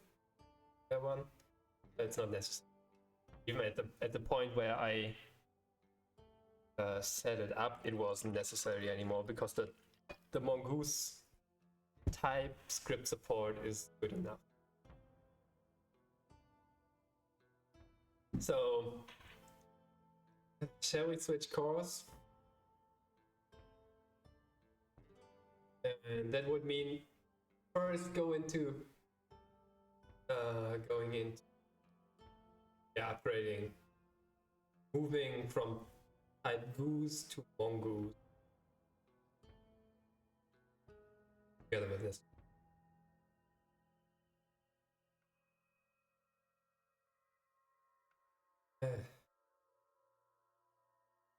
Is kind of magical. And that's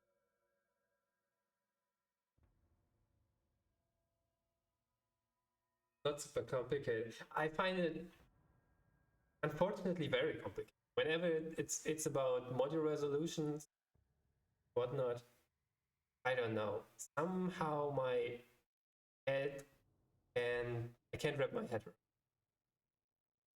Thing is not clear.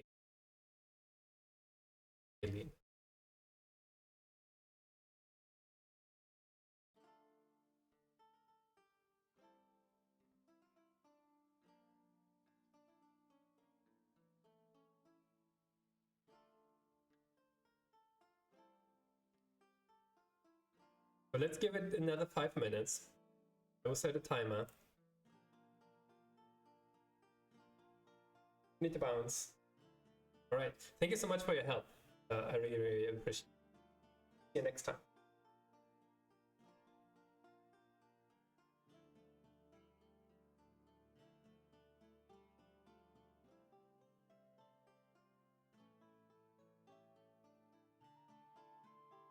Yeah, enjoy your walk. Hey, thank you.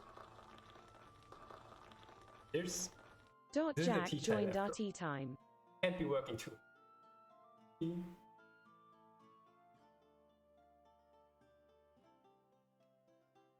So I give it 5 minutes, and when that's not working in 5 minutes,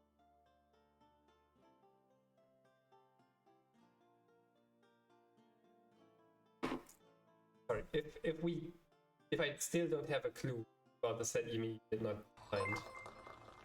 Hey, Saidros Khan. Saeed Roshanali joined our tea time. Oh no.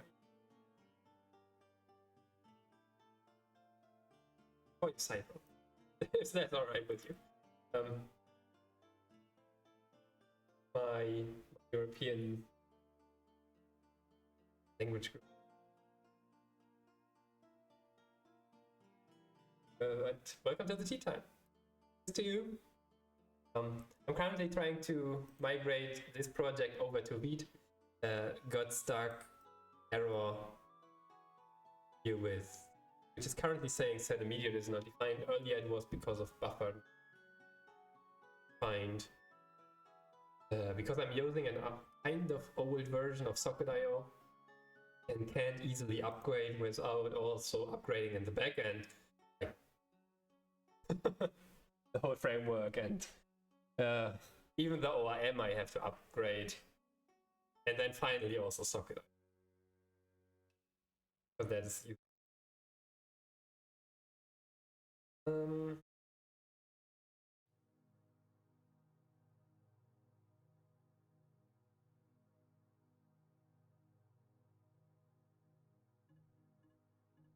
gorgeous.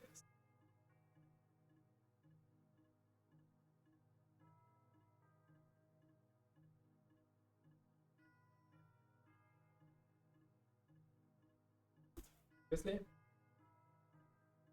maybe we can look for a polyfill.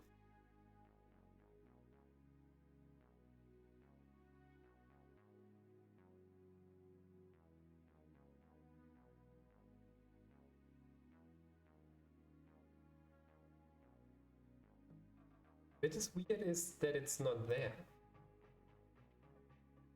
The window dot set. Oh no, it's on an L edge. S colon double backslash .com dot set immediate.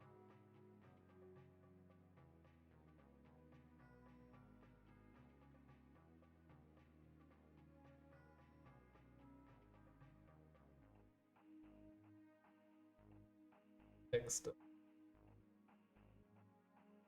No.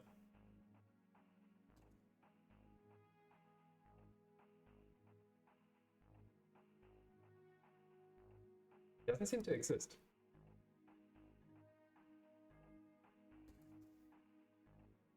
No, set immediate is null.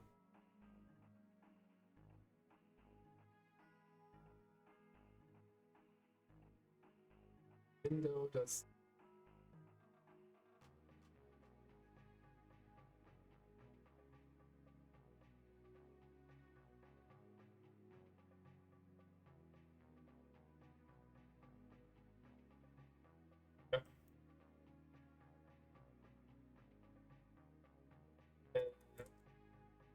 Let's at least look for it, and it works, it works. If it doesn't, well, take something. Yeah, come on. Good.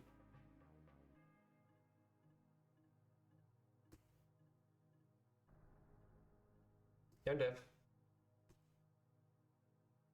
Go. Good. Okay, come on. No, nothing is working. Like, serious.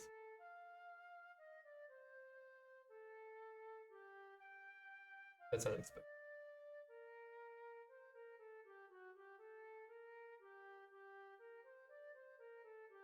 That's definitely. Okay. In other words, we heard everything that we've got. Fix this one, that's important. This one is also important.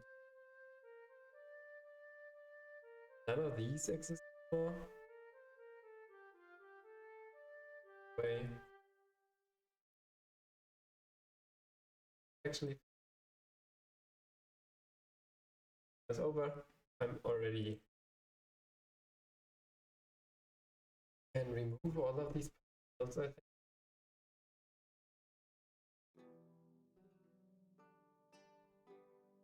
Did we have to polyfill any? I don't think we did, right? Just this. Goodbye polyfill, goodbye polyfill.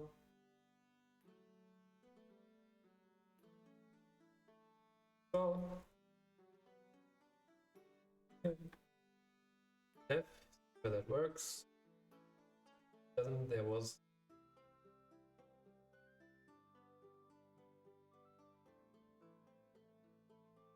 something is very broken now. I have my course cache, hopefully.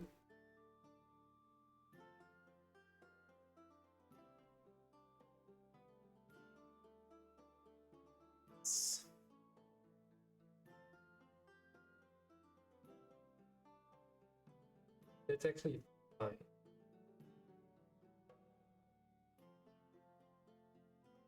Oh. I'm not sure. So again, where to check this guy. Start once more. Okay, now we have at least something. Maybe we can get rid of the polyfill to do after upgrading to socket IO client or check whether to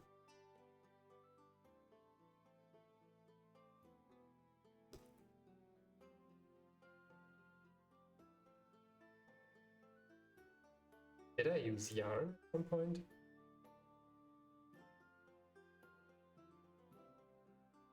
Not using yarn.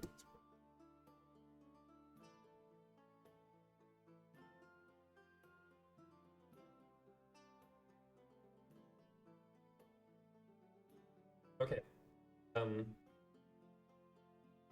Work in progress.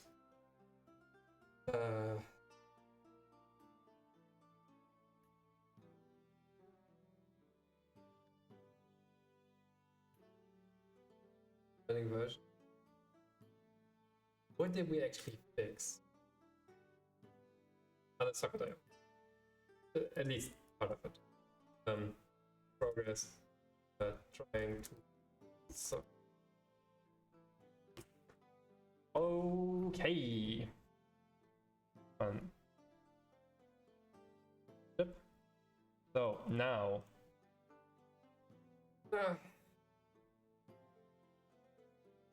think I take a break and then just work on the type goose to mongoose conversion.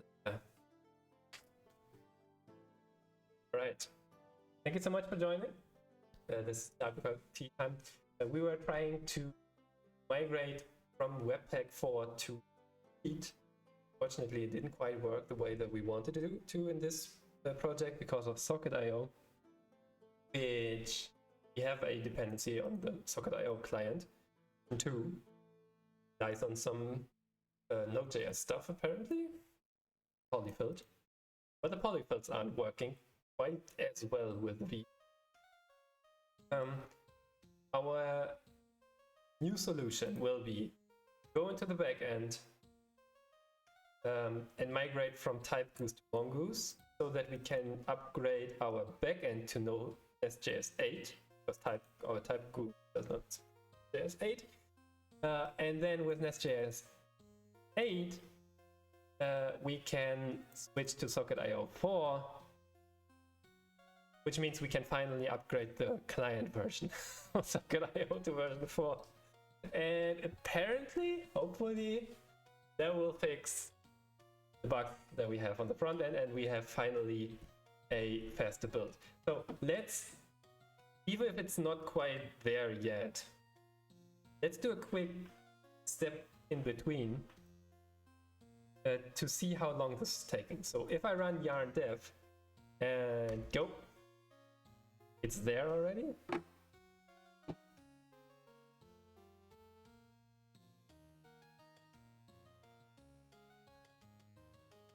Okay, so yarn dev is very, very fast.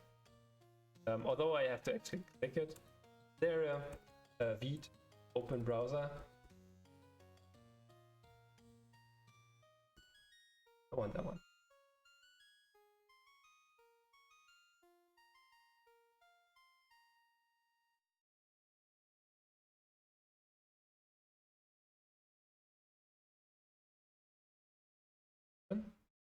Yeah.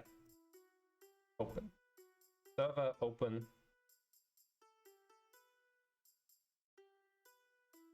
Config. Server open. Ooh. Okay, better. Now this we can time. And then we have a proper convert. Go. So it's now about 3 seconds to before. So yarn dev 3 seconds.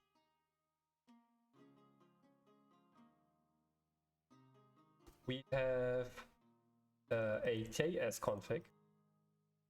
Yay! We have fairly few files currently.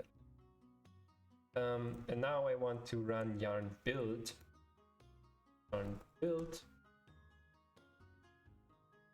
Yep. So timer and go.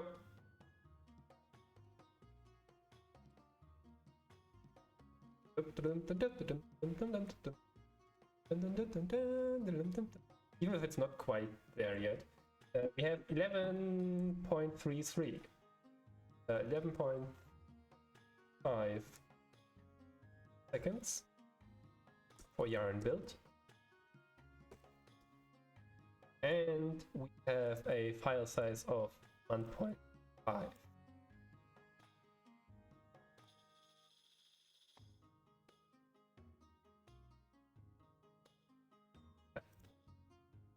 Um, 1.5.